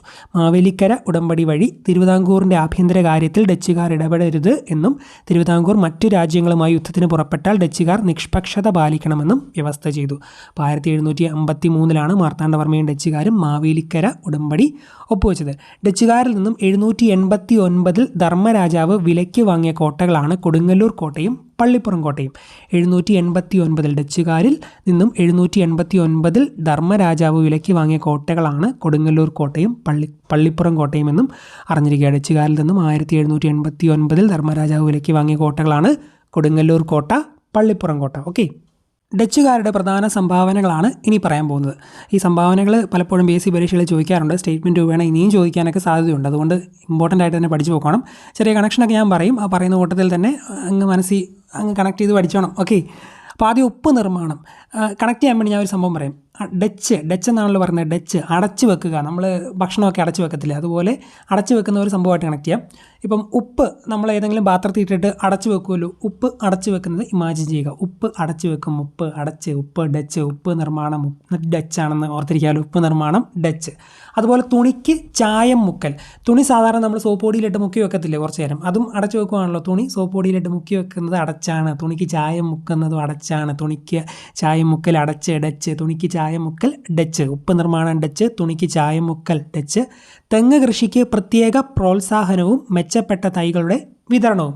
ഇപ്പോൾ ഒരുപാട് തേങ്ങയൊക്കെ ഇപ്പോൾ പറമ്പൊക്കെ ഉള്ളവർ ഒരുപാട് തേങ്ങയൊക്കെ ഇടിച്ച് കുറേ മാസങ്ങളിലേക്ക് ആ തേങ്ങ ഉപയോഗിക്കും, അല്ലെ അടച്ചു വെക്കും, അല്ലെ എവിടെയെങ്കിലും അടച്ചു കൊണ്ട് വെക്കും, തേങ്ങ പൊതിച്ചിട്ട് മാറ്റി വെക്കും. അപ്പോൾ അങ്ങനെ അടച്ചു വെക്കും എന്ന് ഓർത്ത്. അപ്പോൾ തേങ്ങയും അടച്ചു വെക്കും, തേങ്ങയും ഡച്ച്. തെങ്ങ് കൃഷിക്ക് പ്രത്യേക പ്രോത്സാഹനവും മെച്ചപ്പെട്ട തൈകളുടെ വിതരണവും ഡച്ചുകാരുടെ സംഭാവനയാണ്. തെങ്ങ് കൃഷിക്ക് പ്രത്യേക പ്രോത്സാഹനവും മെച്ചപ്പെട്ട തൈകളുടെ വിതരണവും. അടുത്തത് ഹോർത്തൂസ് മലബാറിക്കസ് എന്ന കൃതി. അത് ഡയറക്റ്റ് ആയിട്ട് തന്നെ പഠിച്ചോണം. ഡച്ചുകാരുടെ ഏറ്റവും വലിയൊരു സംഭാവനയാണ് ഹോർത്തൂസ് മലബാറിക്കസ്. ഡീറ്റെയിൽ ആയിട്ട് നമുക്ക് പറയാം. ഹോർത്തൂസ് മലബാറിക്കസ് എന്ന കൃതി ഡച്ചുകാരുടെ സംഭാവനയാണ്. Hortus Malabaricus. ഓക്കെ, പള്ളിപ്പുറത്ത് കുഷ്ഠരോഗികൾക്കായി ആശുപത്രി ആരംഭിച്ചു. പള്ളിപ്പുറത്ത് കുഷ്ഠരോഗികൾക്കായി ആശുപത്രി ആരംഭിച്ചു. 63 ഡച്ചുകാർ പള്ളിപ്പുറം അത് പിടിച്ചെടുത്ത കാര്യവും സംഭവമൊക്കെ നമ്മൾ പറഞ്ഞായിരുന്നു. പള്ളിപ്പുറം കോട്ട പിടിച്ചെടുത്ത് പോർച്ചുഗീസുകാരിൽ നിന്ന്. ആ പള്ളിപ്പുറത്ത് തന്നെ കുഷ്ഠരോഗികൾക്കായി ആശുപത്രി ആരംഭിച്ചത് ഡച്ചുകാരാണ്. പള്ളിപ്പുറത്ത് കുഷ്ഠരോഗികൾക്കായി ആശുപത്രി ആരംഭിച്ചു. അതുപോലെ ഡച്ചുകാർ 18-ാം നൂറ്റാണ്ടിൽ ഗുരുവായൂരിൽ ചേറ്റുവ കോട്ട നിർമ്മിച്ചു. ഗുരുവായൂരിൽ ചേറ്റുവ കോട്ട നിർമ്മിച്ചു. ഈ ചോറ്റുപാത്രം നമ്മൾ സ്കൂളിൽ ചോറ് കൊണ്ടുവന്ന് ചോറ്റുപാത്രം അടച്ചാണല്ലോ വെക്കുന്നത്. അടച്ച്, ഡച്ച്, ചോറ്റുപാത്രം, ചേറ്റ് വാക്കുകൾ കണക്ട് ചെയ്യാമല്ലോ. പിന്നെ ചോറ്റുപാത്രത്തിലും ചോറെടുത്ത് നമ്മൾ വായിലേക്കല്ലേ കഴിക്കുന്നത്. ചേറ്റുവ കോട്ട, അടച്ച്, ഡച്ച്. ചേറ്റുവ കോട്ട നിർമ്മിച്ചത് ഡച്ചുകാരാണ്. ഡച്ചുകാർ 18-ാം നൂറ്റാണ്ടിൽ ഗുരുവായൂരിലാണ് ചേറ്റുവ കോട്ട നിർമ്മിച്ചത്. ഡച്ചുകാർ 18-ാം നൂറ്റാണ്ടിൽ ഗുരുവായൂരിൽ ചേറ്റുവ കോട്ട നിർമ്മിച്ചു. ഓക്കെ, അതുപോലെ തന്നെ 1744 കൊച്ചിയിൽ ബോൾഗാട്ടി കൊട്ടാരം നിർമ്മിച്ചു. ഫുട്ബോൾ കളിക്കുന്നവർക്കൊക്കെ അറിയാം, ഈ ടച്ച് ചെയ്യുക എന്ന് പറയുന്ന ഒരു പ്രയോഗമുണ്ട്. ജസ്റ്റ് നിന്ന് ടച്ച് ചെയ്താൽ മതി, ബോളെ ജസ്റ്റ് ഒന്ന് ടച്ച് ചെയ്താൽ മാത്രം മതി, നമുക്ക് ബാക്കി ഞാൻ നോക്കിക്കോളാം, ഞാൻ ഗോൾ അടിച്ചോളാം, അങ്ങനെയൊക്കെ പറയുന്നത്. Ball touch, Dutch, ball Dutch, Bolgatty കൊട്ടാരം ഡച്ച്. 1744 കൊച്ചിയിൽ ബോൾഗാട്ടി കൊട്ടാരം നിർമ്മിച്ചത് ഡച്ചുകാരാണ്. 1744 കൊച്ചിയിൽ ബോൾഗാട്ടി കൊട്ടാരം നിർമ്മിച്ചത് ഡച്ചുകാരാണ്. തെങ്ങാണെന്ന് ഓർത്തിരിക്കുക. 1744 കൊച്ചിയിൽ ബോൾഗാട്ടി കൊട്ടാരം ഡച്ചുകാരും. ഓക്കെ, നെക്സ്റ്റ് ഈ ഓരോരുത്തർക്കും പറയുന്ന കുറച്ച് പേരുകളുണ്ട്. പറങ്കികൾ ഞാൻ നേരത്തെ പറഞ്ഞു. പറങ്കികൾ പോർച്ചുഗീസുകാരാണെന്ന് എല്ലാവർക്കും അറിയാം. കാരണം സിനിമകളിലൊക്കെ പറങ്കികൾ എന്ന് പറഞ്ഞ് ഇഷ്ടംപോലെ പറയുന്നുണ്ട്, ഉറുമിയിലും അതുപോലെ മരക്കാരിലും ഒക്കെ. അപ്പോൾ പറങ്കികൾ പോർച്ചുഗീസുകാരാണ്. പരന്ത്രീസുകാർ ഫ്രഞ്ചുകാർ. പരന്ത്രീസുകാർ ഫ്രഞ്ചുകാർ. പാരീസും പരന്ത്രീസും ഒക്കെ ആയിട്ട് കണക്ട് ചെയ്ത് ഫ്രാൻസിലേക്ക് കണക്ട് ചെയ്യാമല്ലോ. പരന്ത്രീസുകാർ ഫ്രഞ്ചുകാർ. അതുപോലെ ലന്തക്കാർ എന്നറിയപ്പെടുന്നത് ഡച്ചുകാരാണ്. ലന്തക്കാർ ഡച്ചുകാർ. ഡാനിഷുകാർ ഡെൻമാർക്കുകാർ. ഡാ വെച്ച് കണക്ട് ചെയ്യാം. ഡാന് ഡെൻമാർക്കുകാരാണ് ഡാനിഷുകാർ. പറങ്കികൾ പോർച്ചുഗീസുകാർ. പരന്ത്രീസുകാർ ഫ്രഞ്ചുകാർ. ലന്തക്കാർ ഡച്ചുകാർ. ഡാനിഷുകാർ ഡെൻമാർക്കുകാർ. ഓക്കെ, ഹോർത്തൂസ് മലബാറിക്കസിനെ പറ്റിയാണ് ഇനി പറയാൻ പോകുന്നത്. നേരത്തെ തന്നെ നമ്മൾ പറഞ്ഞായിരുന്നു, ഡച്ചുകാരുടെ ഏറ്റവും വലിയ അമൂല്യമായിട്ടുള്ള ഒരു സംഭാവനയാണ് ഈ ഹോർത്തൂസ് മലബാറിക്കസ് എന്ന്. ഔഷധ സസ്യങ്ങളെ പറ്റിയുള്ള ഒരു ഗ്രന്ഥമാണ് ഹോർത്തൂസ് മലബാറിക്കസ്. പേരിൽ നിന്ന് തന്നെ മലബാറുമായിട്ട് ബന്ധപ്പെട്ടതാണ് എന്ന് കണക്ട് ചെയ്യാമല്ലോ. അപ്പോൾ ആ രീതിയിൽ ഹോർത്തൂസ് മലബാറിക്കസുമായി ബന്ധപ്പെട്ട് നിങ്ങൾ പഠിച്ചിരിക്കേണ്ട കുറച്ച് കാര്യങ്ങളാണ് പറയാൻ പോകുന്നത്. ശ്രദ്ധിച്ചിരിക്കുക, മനസ്സിലാക്കി പോയാൽ മതി. സിമ്പിളായിട്ടുള്ള കാര്യങ്ങളാണ്, ഇമ്പോർട്ടൻ്റ് ആണ്. ഓക്കെ, മലബാറിലെ ഔഷധ സസ്യങ്ങളെപ്പറ്റി പ്രതിപാദിക്കുന്ന ഡച്ചുകാർ തയ്യാറാക്കിയ പുസ്തകമാണ് ഹോർത്തൂസ് മലബാറിക്കസ്. ചെറിയൊരു സിമ്പിളായിട്ടുള്ള പോയിൻ്റ് ആണെങ്കിലും അതിനകത്ത് ഒരുപാട് കാര്യങ്ങളുണ്ട്. മലബാറിലെ ഔഷധ സസ്യങ്ങളെപ്പറ്റി പ്രതിപാദിക്കുന്ന ഹോർത്തൂസ് മലബാറിക്കസ്, മലബാറിലെ ഔഷധ സസ്യങ്ങളെപ്പറ്റി പ്രതിപാദിക്കുന്ന ആര് തയ്യാറാക്കിയത്? ഡച്ചുകാർ തയ്യാറാക്കിയ, ഡച്ചുകാരുടെ ഏറ്റവും വലിയ സംഭാവന, ഡച്ചുകാർ തയ്യാറാക്കിയ പുസ്തകമാണ് ഹോർത്തൂസ് മലബാറിക്കസ്. ഡച്ചുകാരുടെ ഏറ്റവും വലിയ സംഭാവനയാണ് ഹോർത്തൂസ് മലബാറിക്കസ്. നമ്മൾ ഓൾറെഡി പറഞ്ഞു, ഡച്ചുകാരുടെ ഏറ്റവും വലിയ സംഭാവന എന്നറിയപ്പെടുന്നത് ഹോർത്തൂസ് മലബാറിക്കസ് ആണ്. ലാറ്റിൻ ഭാഷയിലാണ് ഹോർത്തൂസ് മലബാറിക്കസ് തയ്യാറാക്കിയിരിക്കുന്നത്. ലാറ്റിൻ ഭാഷയിലാണ് ഹോർത്തൂസ് മലബാറിക്കസ് തയ്യാറാക്കിയിരിക്കുന്നത്. ഈ സസ്യങ്ങളൊക്കെ ആയിട്ട് ബന്ധപ്പെട്ടതാണല്ലോ. അപ്പോൾ സസ്യങ്ങൾക്ക് എന്തായാലും സയൻറ്റിഫിക് നെയിമിൽ ലാറ്റിൻ നെയിമും അതൊക്കെ ഉണ്ടല്ലോ, സയൻറ്റിഫിക് നെയിമും കാര്യങ്ങളൊക്കെ. അപ്പോൾ ആ രീതിയിൽ ലാറ്റിൻ ഭാഷയുമായിട്ടും ചെറുതായിട്ട് കണക്ട് ചെയ്യാം. സസ്യങ്ങളുമായിട്ട് കണക്ട് ചെയ്ത് ലാറ്റിൻ ഭാഷയിലാണ് ഹോർത്തൂസ് മലബാറിക്കസ് തയ്യാറാക്കിയിരിക്കുന്നത്. ഹോർത്തൂസ് മലബാറിക്കസ് എന്ന ഗ്രന്ഥം രചിച്ചത് അഡ്മിറൽ വാൻ റീഡാണ്. അഡ്മിറൽ വാൻ റീഡാണ് ഹോർത്തൂസ് മലബാറിക്കസ് എന്ന ഗ്രന്ഥം രചിച്ചത്. ഈ ഹോർത്തൂസ് മലബാറിക്കസ് രചിച്ചത് ആരെന്ന് ചോദിച്ചാൽ ഓർത്തിരിക്കുക, വാൻ റീഡ്.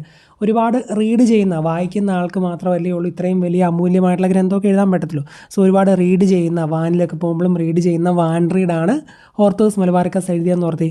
ഹോർത്തൂസ് മലബാറിക്കസ് എന്ന ഗ്രന്ഥം രചിച്ചത് അഡ്മിറൽ വാൻ റീഡ്. കേരള രാമം എന്നറിയപ്പെടുന്നത് ഹോർത്തൂസ് മലബാറിക്കസ് ആണ്. കേരള രാമം എന്നറിയപ്പെടുന്നത് ഹോർത്തൂസ് മലബാറിക്കസ് ആണ്. ആദ്യമായി മലയാളമൊക്കെ അച്ചടിച്ച് കണ്ട ഒക്കെ ബുക്ക് ഈ ഹോർത്തൂസ് മലബാറിക്കസ് ആണ്. കേരള രാമം എന്നാണ് ഇതറിയപ്പെടുന്നത്. കേരള രാമം എന്നറിയപ്പെടുന്ന ഗ്രന്ഥമാണ് ഹോർത്തൂസ് മലബാറിക്കസ്. ഓർത്തിരിക്കുക, കേരള രാമം എന്നറിയപ്പെടുന്നത് ഹോർത്തൂസ് മലബാറിക്കസ് ആണ്. കേരള രാമം ഹോർത്തൂസ് മലബാറിക്കസ്. ആംസ്റ്റർഡാമിൽ നിന്ന് പ്രസിദ്ധീകരിച്ച ഗ്രന്ഥമാണ്. ആംസ്റ്റർഡാമിൽ നിന്നാണ് ഇത് പ്രസിദ്ധീകരിച്ചത്. എവിടെ നിന്നാണ് ഹോർത്തൂസ് മലബാറിക്കസ് പ്രസിദ്ധീകരിച്ചത് എന്ന് ചോദിച്ചാൽ ആംസ്റ്റർഡാമിൽ നിന്നാണ്. കേരള രാമം എന്നറിയപ്പെടുന്നതും ഹോർത്തൂസ് മലബാറിക്കസ് ആണ്. ആംസ്റ്റർഡാമിൽ നിന്നാണ് പ്രസിദ്ധീകരിച്ചതെന്ന് അറിഞ്ഞിരിക്കുക. ഇനി ഇതിൻ്റെ കാലയളവ് എപ്പോഴാണ് പ്രസിദ്ധീകരിച്ചത് എന്നൊക്കെയുള്ള കാര്യങ്ങളാണ്. 1678-നും 703 ഇടയ്ക്ക് 12 വാല്യങ്ങളായിട്ടാണ് ഇത് പ്രസിദ്ധീകരിച്ചത്. പക്ഷേ സ്കൂൾ ടെക്സ്റ്റിൽ കിടക്കുന്നത് 1678-നും 1693 ഇടയിലുള്ള ആ ഒരു കാലയളവ് എന്നാണ്. അപ്പോൾ ഓപ്ഷൻ നോക്കി നിങ്ങൾ യുക്തിനിഷ്ഠമായിട്ട് ഉത്തരം എഴുതുക. ഓക്കെ, 1678-നും 1703 ഇടയ്ക്ക് 12 വാല്യങ്ങളായിട്ടാണ് ഹോർത്തൂസ് മലബാറിക്കസ് പ്രസിദ്ധീകരിച്ചത്. അതെടുത്ത് ചോദിച്ചിട്ടുണ്ട്, എത്ര വാല്യങ്ങളായിട്ടാണ് ഹോർത്തൂസ് മലബാറിക്കസ് പ്രസിദ്ധീകരിച്ചത് എന്ന് ചോദിച്ചാൽ 12 വാല്യങ്ങൾ. 1678-നും 1703 ഇടയ്ക്ക് 12 വാല്യങ്ങളായിട്ടാണ് പുസ്തകം പ്രസിദ്ധീകരിച്ചത്. സ്കൂൾ ടെക്സ്റ്റിൽ 693 വരെയാണ് എന്നാണ് കൊടുത്തിരിക്കുന്നത്. ഒന്നുകൂടെ പറയാം, 12 വാല്യങ്ങളായിട്ടാണ് പ്രസിദ്ധീകരിച്ചത്. 1678, 1703. 1678-നും 1703 ഇടയ്ക്ക് 12 വാല്യങ്ങളായിട്ടാണ് ഹോർത്തൂസ് മലബാറിക്കസ് പ്രസിദ്ധീകരിച്ചത്. ഇതിൽ പ്രതിപാദിച്ചിരിക്കുന്ന ആദ്യ വൃക്ഷമാണ് തെങ്ങ്. അവസാനത്തെ വൃക്ഷം ആലാണ്. കേരള രാമം എന്നാണെന്നല്ലോ അറിയപ്പെടുന്നത്. കേരളത്തിൽ ഏറ്റവും കൂടുതലുള്ളത് നമ്മുടെ ശ്യാമസുന്ദര കേരക്കിടാര ഭൂമി എന്നൊക്കെയല്ലേ പറയുന്നത്. അപ്പം കേരവൃക്ഷം, തെങ്ങിന് ഭയങ്കര ഇമ്പോർട്ടൻസ് ആണല്ലോ. സോ ആദ്യം പ്രതിപാദിച്ചിരിക്കുന്നത് തെങ്ങിനെയാണ്, അവസാനം പ്രതിപാദിച്ചിരിക്കുന്നത് ആലാണ്. ആദ്യം തെങ്ങ്, അവസാനം ആല്. ഹോർത്തൂസ് മലബാറിക്കസിൽ ആദ്യം പ്രതിപാദിച്ചിരിക്കുന്ന ആദ്യ വൃക്ഷം തെങ്ങാണ്, അതുപോലെ അവസാനം ആല്. മലയാള ലിപി അച്ചടിച്ച ആദ്യ ഗ്രന്ഥമാണ് ഹോർത്തൂസ് മലബാറിക്കസ്. ആദ്യം പ്രതിപാദിച്ചിരിക്കുന്ന വൃക്ഷം തെങ്ങാണല്ലോ, അതുകൊണ്ട് തന്നെ തെങ്ങിൻ്റെ പേരാണ് ആദ്യമായി മലയാളത്തിൽ അച്ചടിച്ച വാക്ക്. മലയാളത്തിൽ അച്ചടിച്ച ആദ്യ വാക്ക് തെങ്ങാണ്. മലയാളം അച്ചടിച്ച ആദ്യ ഗ്രന്ഥം ഹോർത്തൂസ് മലബാറിക്കസ് ആണ്. അതുപോലെ മലയാളത്തിൽ അച്ചടിച്ച ആദ്യ വാക്ക് തെങ്ങാണെന്നും ഓർത്തിരിക്കുക. 1678-നും 1703 ഇടയ്ക്ക് 12 വാല്യങ്ങളായിട്ടാണ് ഈ ഗ്രന്ഥം പ്രസിദ്ധീകരിച്ചത്. ഹോർത്തൂസ് മലബാറിക്കസിൽ പ്രതിപാദിച്ചിരിക്കുന്ന ആദ്യ വൃക്ഷം തെങ്ങ്, അവസാനം ആല്. മലയാളം അച്ചടിച്ച ആദ്യ ഗ്രന്ഥം, മലയാളത്തിൽ അച്ചടിച്ച ആദ്യ വാക്ക് തെങ്ങാണെന്നും ഓർത്തിരിക്കുക. ഹോർത്തൂസ് മലബാറിക്കസിൻ്റെ രചനയിൽ സഹായിച്ച മലയാളി വൈദ്യൻ ആരെന്ന് ചോദിക്കും. ഇട്ടി അച്യുതൻ. ഹോർത്തൂസ് മലബാറിക്കസിൻ്റെ രചനയിൽ സഹായിച്ച മലയാളി വൈദ്യനാണ് ഇട്ടി അച്യുതൻ. പേരെ ഓർത്തിരിക്കുക, പ്രധാനപ്പെട്ടതാണ്. ഹോർത്തൂസ് മലബാറിക്കസിൻ്റെ രചനയിൽ സഹായിച്ച മലയാളി വൈദ്യൻ്റെ പേര് ഇട്ടി അച്യുതൻ. ഇട്ടി അച്യുതൻ. ഓക്കെ. ആലപ്പുഴ ജില്ലയിലെ കടക്കരപ്പള്ളിയിലാണ് ഇട്ടി അച്യുതൻ സ്മാരകമായ കുരിയാള സ്ഥിതി ചെയ്യുന്നത്. കുരിയാള സ്ഥിതി ചെയ്യുന്നത് ആലപ്പുഴ ജില്ലയിലെ കടക്കരപ്പള്ളിയിൽ. ആലപ്പുഴ ജില്ലയിലെ കടക്കരപ്പള്ളിയിലാണ് ഇട്ടി അച്യുതൻ സ്മാരകമായ കുരിയാള സ്ഥിതി ചെയ്യുന്നത്. കുരിയാള, ആലപ്പുഴ ജില്ലയിലെ കുരിയാള ആരുടെ സ്മാരകമാണെന്ന് ചോദിച്ചാൽ ആരുടെയാണ്? ഇട്ടി അച്യുതൻ്റെ. ഇട്ടി അച്യുതൻ്റെ സ്മാരകമാണ് കുരിയാള. ഹോർത്തൂസ് മലബാറിക്കസിൻ്റെ രചനയിൽ സഹായിച്ച മലയാളി വൈദ്യനാണ് ഇട്ടി അച്യുതൻ. അദ്ദേഹത്തിൻ്റെ സ്മാരകമാണ് ആലപ്പുഴ ജില്ലയിലെ കുരിയാള. ആലപ്പുഴ ജില്ലയിലെ കടക്കരപ്പള്ളിയിലാണ് ഇട്ടി അച്യുതൻ സ്മാരകമായ കുരിയാള സ്ഥിതി ചെയ്യുന്നത്. ഓക്കെ. രംഗഭട്ട്, അപ്പൂഭട്ട്, വിനായകഭട്ട് എന്നിവരാണ് ഹോർത്തൂസ് മലബാറിക്കസിൻ്റെ രചനയിൽ സഹായിച്ച ഗാഢസാരസ്വത ബ്രാഹ്മണർ. ഗാഢസാരസ്വത ബ്രാഹ്മണരാണ് രംഗഭട്ട്, അപ്പൂഭട്ട്, വിനായകഭട്ട്. ഹോർത്തൂസ് മലബാറിക്കസുമായി ബന്ധപ്പെട്ട് 3 ഭട്ടുമാരുണ്ടെന്ന് ഓർത്തി. രംഗഭട്ട്, അപ്പൂഭട്ട്, വിനായകഭട്ട്. ഹോർത്തൂസ് മലബാറിക്കസ് രചിക്കുമ്പോൾ അതിനെ സഹായിച്ച ഗാഢസാരസ്വത ബ്രാഹ്മണരാണ് രംഗഭട്ട്, അപ്പൂഭട്ട്, വിനായകഭട്ട്. എന്നോട് പറയാം. ഹോർത്തൂസ് മലബാറിക്കസിൻ്റെ രചനയിൽ സഹായിച്ച ഗാഢസാരസ്വത ബ്രാഹ്മണരാരൊക്കെയെന്ന് ചോദിച്ചാൽ രംഗഭട്ട്, അപ്പൂഭട്ട്, വിനായകഭട്ട്. ഹോർത്തൂസ് മലബാറിക്കസിൻ്റെ രചനയിൽ സഹായിച്ച കാർമൽ പുരോഹിതനാണ് ജോൺ മാത്യൂസ് അല്ലെങ്കിൽ ഫാദർ മാത്യൂസ്. കാർമൽ പുരോഹിതൻ ഹോർത്തൂസ് മലബാറിക്കസിൻ്റെ രചനയിൽ സഹായിച്ചത് ജോൺ മാത്യൂസ് ആണ്. ഹോർത്തൂസ് മലബാറിക്കസിൻ്റെ രചനയിൽ സഹായിച്ച കാർമൽ പുരോഹിതനാണ് ജോൺ മാത്യൂസ്. രംഗഭട്ട്, അപ്പൂഭട്ട്, വിനായകഭട്ട് എന്നിവരാണ് ഹോർത്തൂസ് മലബാറിക്കസിൻ്റെ രചനയിൽ സഹായിച്ച ഗാഢസാരസ്വത ബ്രാഹ്മണർ. ഹോർത്തൂസ് മലബാറിക്കസിൻ്റെ രചനയിൽ സഹായിച്ച കാർമൽ പുരോഹിതനാണ് ജോൺ മാത്യൂസ്. ബ്രാഹ്മണർ രംഗഭട്ട്, അപ്പൂഭട്ട്, വിനായകഭട്ട്. കാർമൽ പുരോഹിതൻ ജോൺ മാത്യൂസ്. ഹോർത്തൂസ് മലബാറിക്കസിലെ ചിത്രങ്ങൾ വരച്ചതും ജോൺ മാത്യൂസ് ആണെന്ന് അറിഞ്ഞിരിക്കുക. ഹോർത്തൂസ് മലബാറിക്കസിലെ ചിത്രങ്ങൾ വരച്ചതും ജോൺ മാത്യൂസ് ആണ്. 691 ആധുനിക വർഗത്തിൽപ്പെട്ട 742 സസ്യങ്ങളെക്കുറിച്ചും അവയുടെ ഔഷധ ഗുണങ്ങളെക്കുറിച്ചും വിവരിക്കുന്നു. 794 ചിത്രങ്ങളായിരുന്നു ഇതിൽ ഉണ്ടായിരുന്നത്. 3 നമ്പറുകൾ. 691 അധികം ആധുനികം എന്നാണ് ഞാൻ പറയുന്നത്. ആധുനിക 691 ആധുനിക വർഗത്തിൽപ്പെട്ട 742 സസ്യങ്ങളെക്കുറിച്ചും അവയുടെ ഔഷധ ഗുണങ്ങളെക്കുറിച്ചും വിവരിക്കുന്നു. 691 ആധുനിക വർഗത്തിൽപ്പെട്ട 691 ആധുനിക വർഗത്തിൽപ്പെട്ട 742 സസ്യങ്ങൾ. 691 ആധുനിക വർഗത്തിൽപ്പെട്ട 742 സസ്യങ്ങളെക്കുറിച്ചും അവയുടെ ഔഷധ ഗുണങ്ങളെക്കുറിച്ചും ഹോർത്തൂസ് മലബാറിക്കസിൽ പ്രതിപാദിക്കുന്നു. 794 ചിത്രങ്ങളാണ് ഇതിലുണ്ടായിരുന്നത്. 794. 691 ആധുനിക വർഗത്തിൽപ്പെട്ട 742 സസ്യങ്ങളെപ്പറ്റി പ്രതിപാദിക്കുന്നു. 794 ചിത്രങ്ങളും ഈ ഒരു ഹോർത്തൂസ് മലബാറിക്കസിലുണ്ടായിരുന്നുവെന്ന് അറിഞ്ഞിരിക്കുക. ഓക്കെ. Next point. ഹോർത്തൂസ് മലബാറിക്കസിൻ്റെ രചനയിൽ സഹായിച്ച പരിഭാഷകനാണ് Emmanuel Carneiro. Emmanuel Carneiro. Hortus മലബാറിക്കസിൻ്റെ രചനയിൽ സഹായിച്ച പരിഭാഷകൻ ആരെന്ന് ചോദിച്ചാൽ Emmanuel Carneiro. Emmanuel Carneiro. Hortus മലബാറിക്കസിൻ്റെ രചനയിൽ സഹായിച്ച പരിഭാഷകൻ്റെ പേര് ഇമ്മാനുവൽ കാർനെയ്റോ. കേരള സർവകലാശാലയാണ് ഹോർത്തൂസ് മലബാറിക്കസിൻ്റെ മലയാളം പതിപ്പ് പ്രസിദ്ധീകരണത്തിന് നേതൃത്വം നൽകിയത്. കേരള സർവകലാശാലയാണ് ഹോർത്തൂസ് മലബാറിക്കസിൻ്റെ മലയാളം പതിപ്പ് പ്രസിദ്ധീകരണത്തിന് നേതൃത്വം നൽകിയത്. താഴെ കൊടുത്തിരിക്കുന്നവയിൽ ഏത് സർവകലാശാലയാണ് ഹോർത്തൂസ് മലബാറിക്കസിൻ്റെ മലയാളം പതിപ്പ് പ്രസിദ്ധീകരണത്തിന് നേതൃത്വം നൽകിയത് എന്ന് ചോദിച്ചാൽ കേരള സർവകലാശാല. കേരളത്തിൻ്റെ കേരള സർവകലാശാല. ഹോർത്തൂസ് മലബാറിക്കസ് മലയാളത്തിലേക്ക് വിവർത്തനം ചെയ്തത് KS മണിലാലാണ്. ഈ വിവർത്തനം എന്നൊക്കെ പറയുന്നത് ചുമ്മാ ചെയ്യുമ്പോൾ നമുക്ക് നല്ല ബോറടിയാണ്. മുഴുവൻ വായിച്ച് മനസ്സിലാക്കിയ ആ രീതിയിലൊക്കെ അല്ലേ. അപ്പം മണി കിട്ടിയാൽ ആരും എന്നും ചെയ്യും, വിവർത്തനം ചെയ്യും അല്ലേ. ഹോർത്തൂസ് മലബാറിക്കസിൻ്റെ മലയാളത്തിലേക്ക് വിവർത്തനം ചെയ്തത് മണിലാലാണ്. ഹോർത്തൂസ് മലബാറിക്കസ് മലയാളത്തിലേക്ക് വിവർത്തനം ചെയ്തത് ആരെന്ന് ചോദിച്ചാൽ KS മണിലാൽ. അദ്ദേഹത്തിന് 2020 പത്മശ്രീ ലഭിച്ചു. KS മണിലാലിന് പത്മശ്രീ ലഭിച്ച വർഷം 2020. ഇനി US വൈറ്റ് ഹൗസ് ഹോർത്തൂസ് മലബാറിക്കസിനെ പറ്റി വിശദീകരിച്ച ഒരു കാര്യമാണ് പറയാൻ പോകുന്നത്. ഇത്രമേൽ ശ്രദ്ധ ചെലുത്തി രചിക്കപ്പെട്ട ഈ വിധം ഒരു ഗ്രന്ഥത്തിന് വേണ്ടി പ്രസിദ്ധീകരിക്കാവുന്നതിന് മുൻപ് എത്രയോ ധനം ചെലവായിട്ടുണ്ടാവണം. ഇതിൻ്റെ രചയിതാക്കൾക്കും ഇത് രചിക്കപ്പെട്ട നാടിനും ഈ ഗ്രന്ഥം യശോഭൂഷണം അണിയിച്ചു കൊടുക്കുന്നു എന്ന് പറഞ്ഞത് വൈറ്റ് ഹൗസാണ്. ഇത്രമേൽ ശ്രദ്ധ ചെലുത്തി രചിക്കപ്പെട്ട ഈ വിധം ഒരു ഗ്രന്ഥത്തിന് വേണ്ടി പ്രസിദ്ധീകരിക്കുന്നതിന് മുൻപ് എത്രയോ ധനം ചെലവായിട്ടുണ്ടാവണം. ഇതിൻ്റെ രചയിതാക്കൾക്കും ഇത് രചിക്കപ്പെട്ട നാട്ടിനും ഈ ഗ്രന്ഥം യശോഭൂഷണം അണിയിച്ചു കൊടുക്കുന്നു എന്ന് പറഞ്ഞത് വൈറ്റ് ഹൗസാണ്. ഹോർത്തൂസ് മലബാറിക്കസിനെ പറ്റി വൈറ്റ് ഹൗസ് അഭിപ്രായപ്പെട്ടതാണ് ഈ വാചകം. ഓക്കെ. ഇത്രയും കാര്യങ്ങൾ ഹോർത്തൂസ് മലബാറിക്കസുമായി ബന്ധപ്പെട്ട് പഠിച്ചു പോവുക. അടുത്തത് നമ്മൾ ഫ്രഞ്ചുകാരെ പറ്റിയാണ് പറയാൻ പോകുന്നത്. ഏറ്റവും അവസാനം ഇന്ത്യയിലെത്തിയ യൂറോപ്യൻ ശക്തിയാണ് ഈ ഫ്രഞ്ചുകാരെന്ന് പറയുന്നത്. വ്യാപാരത്തിനായി ഇന്ത്യയിലെത്തിയ അവസാനത്തെ യൂറോപ്യൻ ശക്തിയാണ് ഫ്രഞ്ചുകാർ. വ്യാപാരത്തിനായി ഇന്ത്യയിലെത്തിയ അവസാനത്തെ യൂറോപ്യൻ ശക്തി ആരെന്ന് ചോദിച്ചാൽ ഫ്രഞ്ചുകാരാണ്. ഇനി 3 പ്രധാനപ്പെട്ട വർഷങ്ങൾ ഈ ഫ്രഞ്ചുകാരുമായി ബന്ധപ്പെട്ട് നമ്മൾ അറിഞ്ഞിരിക്കണം. ഈ 3 വർഷങ്ങളും 4ലാണ് അവസാനിക്കുന്നത്. അതിലേറ്റവും ആദ്യത്തെ വർഷം 1664 ഈ ഫ്രഞ്ച് എന്ന് പറയുമ്പോൾ തന്നെ ആ ഒരു വാക്ക് തുടങ്ങുന്ന ഇംഗ്ലീഷ് ആൽഫബറ്റ് എന്ന് പറയുന്നത് എഫ് ആണല്ലേ. എഫ് ഒന്ന് ഇങ്ങോട്ട് ചെരിച്ച് എഴുതിയാൽ അത് 4 എന്ന് വായിക്കാമല്ലോ. ഫ്രഞ്ച് എഫ്, അല്ലെങ്കിൽ തന്നെ ഫ്രഞ്ച് ഫ്രാ എന്ന വാക്കിലല്ലേ തുടങ്ങുന്നത്. ഫ്രായിൽ നിന്ന് 4ഉം അതുപോലെ റാ 6ലേക്ക് എത്താമല്ലോ. 6ഉം 4ഉം 64 തുടങ്ങാം. So 64 French East India company സ്ഥാപിതമായെന്ന് ഓർത്തി. 64ലാണ് ഫ്രഞ്ച് ഈസ്റ്റ് ഇന്ത്യ കമ്പനി സ്ഥാപിതമായത്. 4 6 64 ഫ്രഞ്ച് ഈസ്റ്റ് ഇന്ത്യ കമ്പനി സ്ഥാപിതമായി. 1664 ഫ്രഞ്ച് ഈസ്റ്റ് ഇന്ത്യ കമ്പനി സ്ഥാപിതമായി.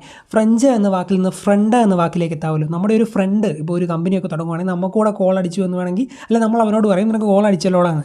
അപ്പോൾ ഫ്രണ്ട് തുടങ്ങിയാൽ നമുക്കും അത്യാവശ്യം കോൾ അടിച്ചു. എന്തെങ്കിലും അത്യാവശ്യം കടം ചോദിക്കാനാണെങ്കിലും ഫ്രണ്ട് ആയതുകൊണ്ട് ചോദിക്കാമല്ലോ.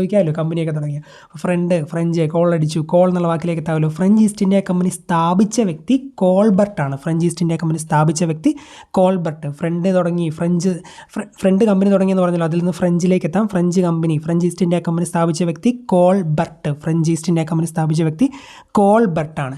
ഇനി ഫ്രഞ്ചുകാരുടെ പ്രധാന കേന്ദ്രങ്ങൾ, താവളങ്ങൾ, ഇന്ത്യയിലെ താവളങ്ങളാണ് പറയാൻ പോകുന്നത്. മാഹി, കാരക്കൽ, യാനം, ചന്ദനനഗർ, പോണ്ടിച്ചേരി എന്നിവയാണ് ഇന്ത്യയിലെ പ്രധാന ഫ്രഞ്ച് താവളങ്ങൾ. ഇതിൽ മാഹിയും പോണ്ടിച്ചേരിയും അത്യാവശ്യം നിങ്ങളെല്ലാവരും ഓർത്തിരിക്കുമെന്ന് ഞാൻ വിശ്വസിക്കുന്നു. ബാക്കി ഒരു 3 സ്ഥലത്തോട് ഒന്ന് ഓർത്താൽ മതി. കാരക്കൽ, യാനം, ചന്ദനനഗർ. മാഹി, കാരക്കൽ, യാനം, ചന്ദനനഗർ, പോണ്ടിച്ചേരി എന്നിവയാണ് ഇന്ത്യയിലെ പ്രധാന ഫ്രഞ്ച് താവളങ്ങൾ. മാഹി, കാരക്കൽ, യാനം, ചന്ദനനഗർ, പോണ്ടിച്ചേരി 5 എണ്ണം ഉണ്ട്. മാഹി, കാരക്കൽ, യാനം, ചന്ദനനഗർ, പോണ്ടിച്ചേരി എന്നിവയാണ് ഇന്ത്യയിലെ പ്രധാന ഫ്രഞ്ച് താവളങ്ങൾ. ഇതൊക്കെ നിങ്ങൾ ഓർത്തിരിക്കേണ്ട ഏത് രീതിയിലാണെന്ന് വെച്ചാൽ, പരീക്ഷയ്ക്ക് ഇപ്പം ഒരു സ്ഥലത്തിൻ്റെ പേര് തന്നിട്ട് ഏതെങ്കിലും സ്റ്റേറ്റ്മെൻറ്റ് വരുവാണ്, കാരക്കൽ ഫ്രഞ്ചുകാരുടെ പ്രധാന താവളമാണ്, ശരിയായ സ്റ്റേറ്റ്മെൻ്റ് ആണോ എന്നുള്ള രീതിയിൽ നമുക്ക് വേർതിരിച്ചറിയണമെങ്കിൽ ആ സംഭവം ഇവിടെ ആണോ അല്ലയോ എന്ന് അറിയണമല്ലോ. അങ്ങനെ ഒരു സ്റ്റേറ്റ്മെൻറ്റ് വന്നല്ലോ. അപ്പോൾ അതുകൊണ്ട് ഓർത്തിരിക്കുക, മാഹി, കാരക്കൽ, യാനം, ചന്ദനനഗർ, പോണ്ടിച്ചേരി എന്നിവയാണ് ഇന്ത്യയിലെ പ്രധാന ഫ്രഞ്ച് താവളങ്ങളെന്ന് ഓർത്തിരിക്കുക. ഓക്കെ. തെക്കേ ഇന്ത്യയുടെ കിഴക്ക് പടിഞ്ഞാറ് തീരത്ത് നിന്ന് അടിമകളെ കയറ്റുമതി ചെയ്യുന്നതിൽ ശ്രദ്ധ ചെലുത്തിയ വിദേശികളാണ് ഈ ഫ്രഞ്ചുകാർ. തെക്കേ ഇന്ത്യയുടെ എന്ന് വെച്ചാൽ സൗത്ത് ഇന്ത്യയുടെ കിഴക്ക് പടിഞ്ഞാറ് തീരത്ത് നിന്ന് അടിമകളെ കയറ്റുമതി ചെയ്യുന്നതിലൊക്കെ ആയിരുന്നു ഇവരുടെ മെയിൻ ശ്രദ്ധ.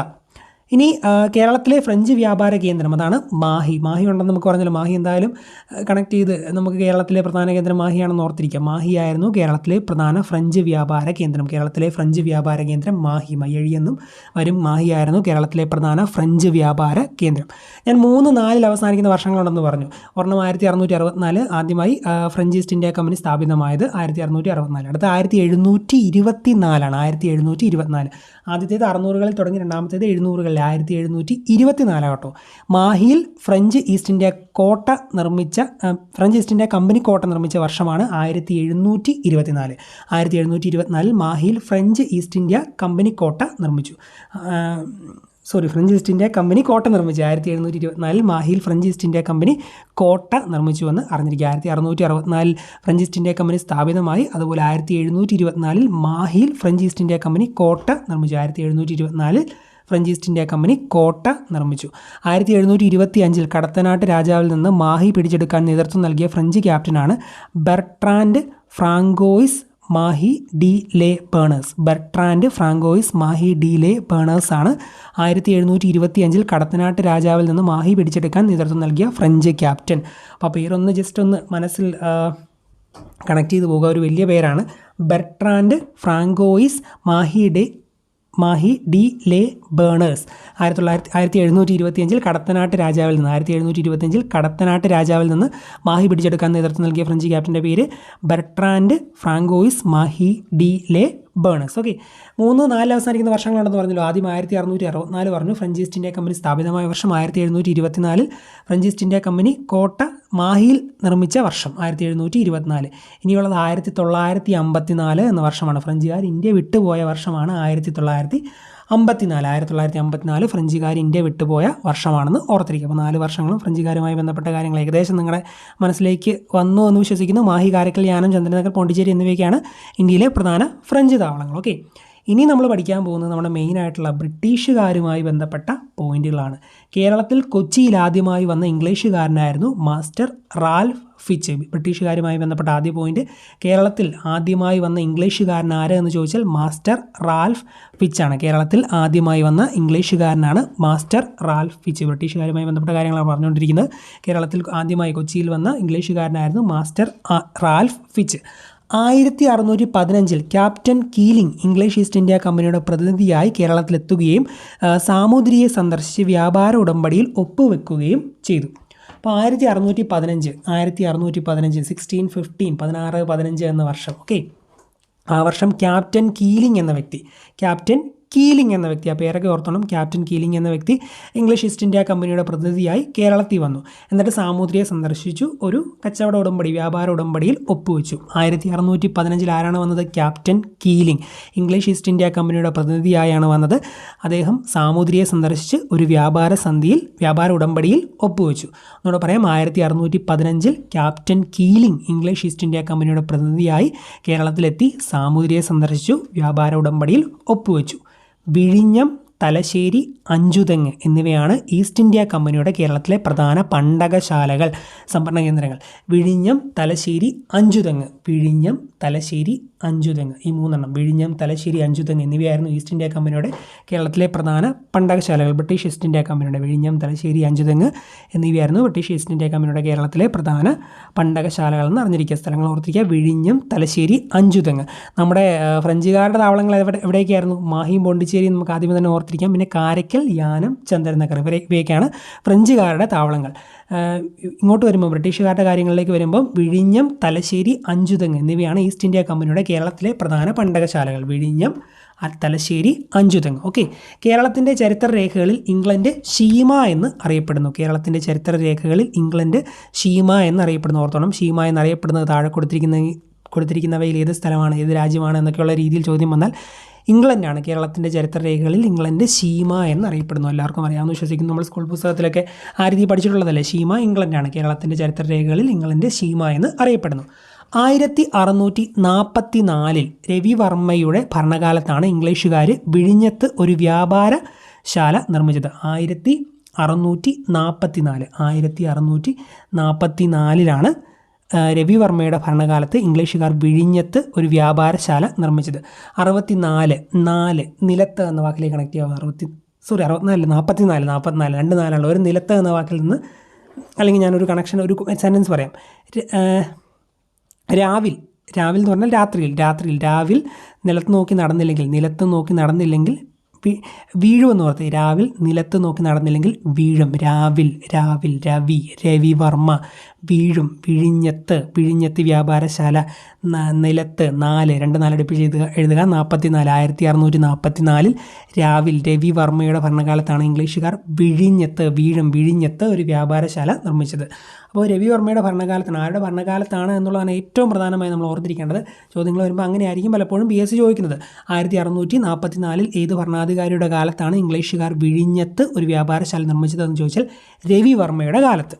ബ്രിട്ടീഷുകാരുമായി ഉടമ്പടി ഒപ്പുവെച്ച വേണാട് രാജാവാണ് രാമവർമ്മ. ബ്രിട്ടീഷുകാരുമായി ഉടമ്പടി ഒപ്പുവെച്ച വേണാട് രാജാവിൻ്റെ പേര് രാമവർമ്മയാണെന്ന് ഓർത്തിരിക്കുക. ബ്രിട്ടീഷുകാരുമായി ഉടമ്പടി ഒപ്പുവെച്ച വേണാട് രാജാവ് രാമവർമ്മ. കൊച്ചിയിൽ ബ്രിട്ടീഷുകാർക്കെതിരെ പൊരുതിയ ധീരദേശാഭിമാനിയാണ് പാലിയത്തച്ചൻ.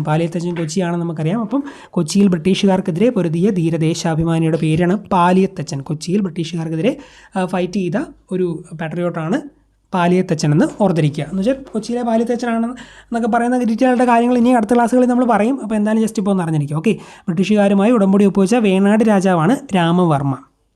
അടുത്തത് ബ്രിട്ടീഷ് ഇന്ത്യൻ മാതൃകയിൽ നിയമ സംവിധാനം ഏർപ്പെടുത്തിയ ദിവാനാണ് നഞ്ചപ്പയ്യ. ബ്രിട്ടീഷ് ഇന്ത്യൻ മാതൃകയിൽ നിയമ സംവിധാനം ഏർപ്പെടുത്തിയ ദിവാൻ്റെ പേര് നഞ്ചപ്പയ്യ. ബ്രിട്ടീഷ് ഇന്ത്യൻ മാതൃകയിൽ നിയമ സംവിധാനം ഏർപ്പെടുത്തിയ ദിവാൻ്റെ പേര് നഞ്ചപ്പയ്യാണെന്ന് ഓർത്തിരിക്കുക. ഒറ്റയോട്ടോടെ പറയാം. ഞാൻ റിപ്പീറ്റഡ് ആയിട്ട് പറയുന്നത് നിങ്ങൾ ഇപ്പോൾ തന്നെ പഠിച്ചു പോകാനാട്ടോ.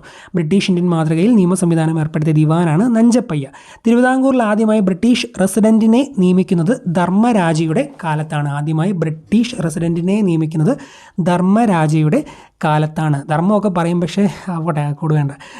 തിരുവിതാംകൂറിൽ ആദ്യമായി ബ്രിട്ടീഷ് റെസിഡൻറ്റിനെ നിയമിക്കുന്നത് ധർമ്മരാജ, കാർത്തിക തിരുനാൾ ധർമ്മരാജയുടെ കാലത്താണെന്ന് അറിഞ്ഞിരിക്കുക. നമ്മുടെ തിരുവിതാംകൂർ രാജാക്കന്മാരുമായി ബന്ധപ്പെട്ട കംപ്ലീറ്റ് ക്ലാസ്സിൽ ഇതുമായി ബന്ധപ്പെട്ട കാര്യങ്ങളൊക്കെ ഡീറ്റെയിൽ ആയിട്ട് പറയും. ഇപ്പോൾ ജസ്റ്റ് ഒന്ന് അറിഞ്ഞിരിക്കുക. തിരുവിതാംകൂറിൽ ആദ്യമായി ബ്രിട്ടീഷ് റെസിഡൻറ്റിനെ നിയമിക്കുന്നത് ധർമ്മരാജയുടെ കാലത്താണ്. തിരുവിതാംകൂറിലെ ആദ്യ ബ്രിട്ടീഷ് റെസിഡൻ്റ് ആയിരുന്നത് കേണൽ മെക്കാളെയാണ്. കേണൽ മെക്കാളെയാണ് തിരുവിതാംകൂറിലെ ആദ്യ ബ്രിട്ടീഷ് റെസിഡൻറ്റ് കേണൽ മെക്കാളെ. ആദ്യമായിട്ട് വന്ന തിരുവിതാംകൂറിലെ ആദ്യത്തെ ബ്രിട്ടീഷ് റെസിഡൻ്റ് ആണല്ലോ പുള്ളി. മെക്കാളെ അല്ല, വേണ്ട, അതും കോഡ് ഞാൻ പറയുന്നില്ല. ചില കോഡുകളുണ്ടല്ലോ, നമുക്ക് വലിയ കുഴപ്പമൊന്നുമില്ലെങ്കിലും ഈ പബ്ലിക്കായിട്ട് ക്ലാസ് എടുക്കുമ്പോൾ പറയാൻ നമുക്ക് ഇച്ചിരി ചിലപ്പോൾ വേണോ വേണ്ടതെന്നൊരു സംശയമൊക്കെ വരും. കുഴപ്പമൊന്നുമില്ല, എന്നാലും പോട്ടെ.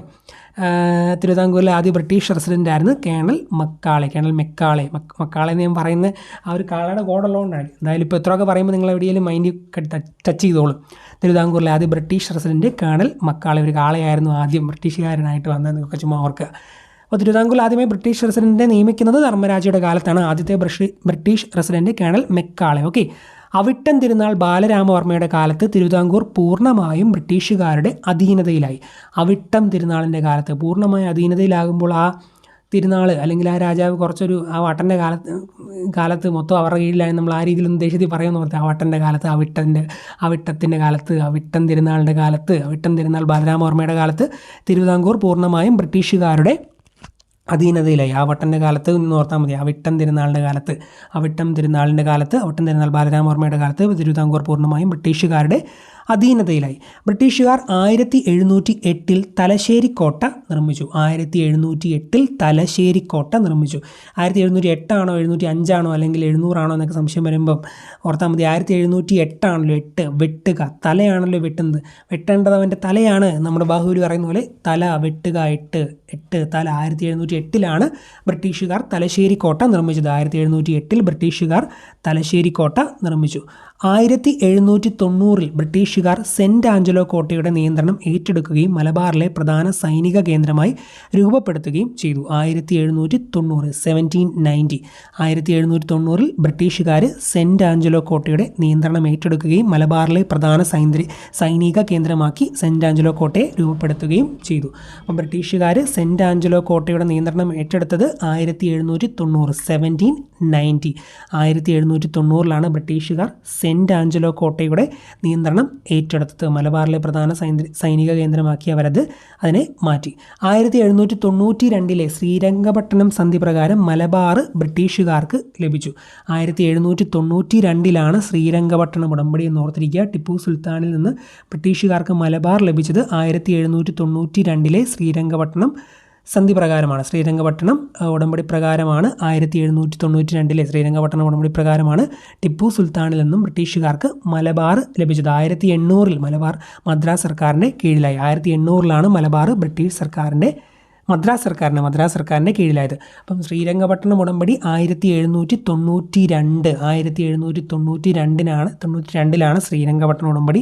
അത് പ്രകാരം മലബാർ ബ്രിട്ടീഷുകാർക്ക് ലഭിച്ചു. ടിപ്പു സുൽത്താനിൽ നിന്ന് ബ്രിട്ടീഷുകാർക്ക് മലബാർ ലഭിച്ചത് 1792 ശ്രീരംഗപട്ടണം ഉടമ്പടി.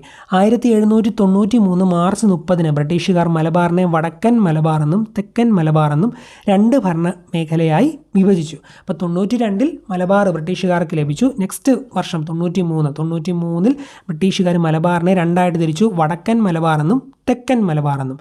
ഓർത്തിരിക്കുക, 92 മലബാർ ബ്രിട്ടീഷുകാർക്ക് ലഭിച്ചു. അടുത്ത വർഷം 2ആയിട്ട് മലബാറിനെ തിരിച്ചു. വടക്കൻ മലബാറെന്നും തെക്കൻ മലബാറെന്നും. വടക്കൻ മലബാറിൻ്റെ ആസ്ഥാനം തലശ്ശേരിയും തെക്കൻ മലബാറിൻ്റെ ആസ്ഥാനം ചെറുപ്പുളശ്ശേരിയുമായിരുന്നു. വടക്കൻ മലബാറിൻ്റെ ആസ്ഥാനം തലശ്ശേരി, തെക്കൻ മലബാറിൻ്റെ ആസ്ഥാനം ചെറുപ്പുളശ്ശേരി. നമ്മുടെ ഇന്ത്യയുടെ ഒരു രീതി നോക്കുവാണെങ്കിലും വടക്കുള്ളവരാണല്ലോ കുറച്ച്, അല്ലെങ്കിൽ ഡൽഹിയിലിരിക്കുന്നവരാണല്ലോ തല എന്ന് പറയുന്നത്, അവരാണല്ലോ നിയമങ്ങളൊക്കെ ഉണ്ടാക്കുന്നത്.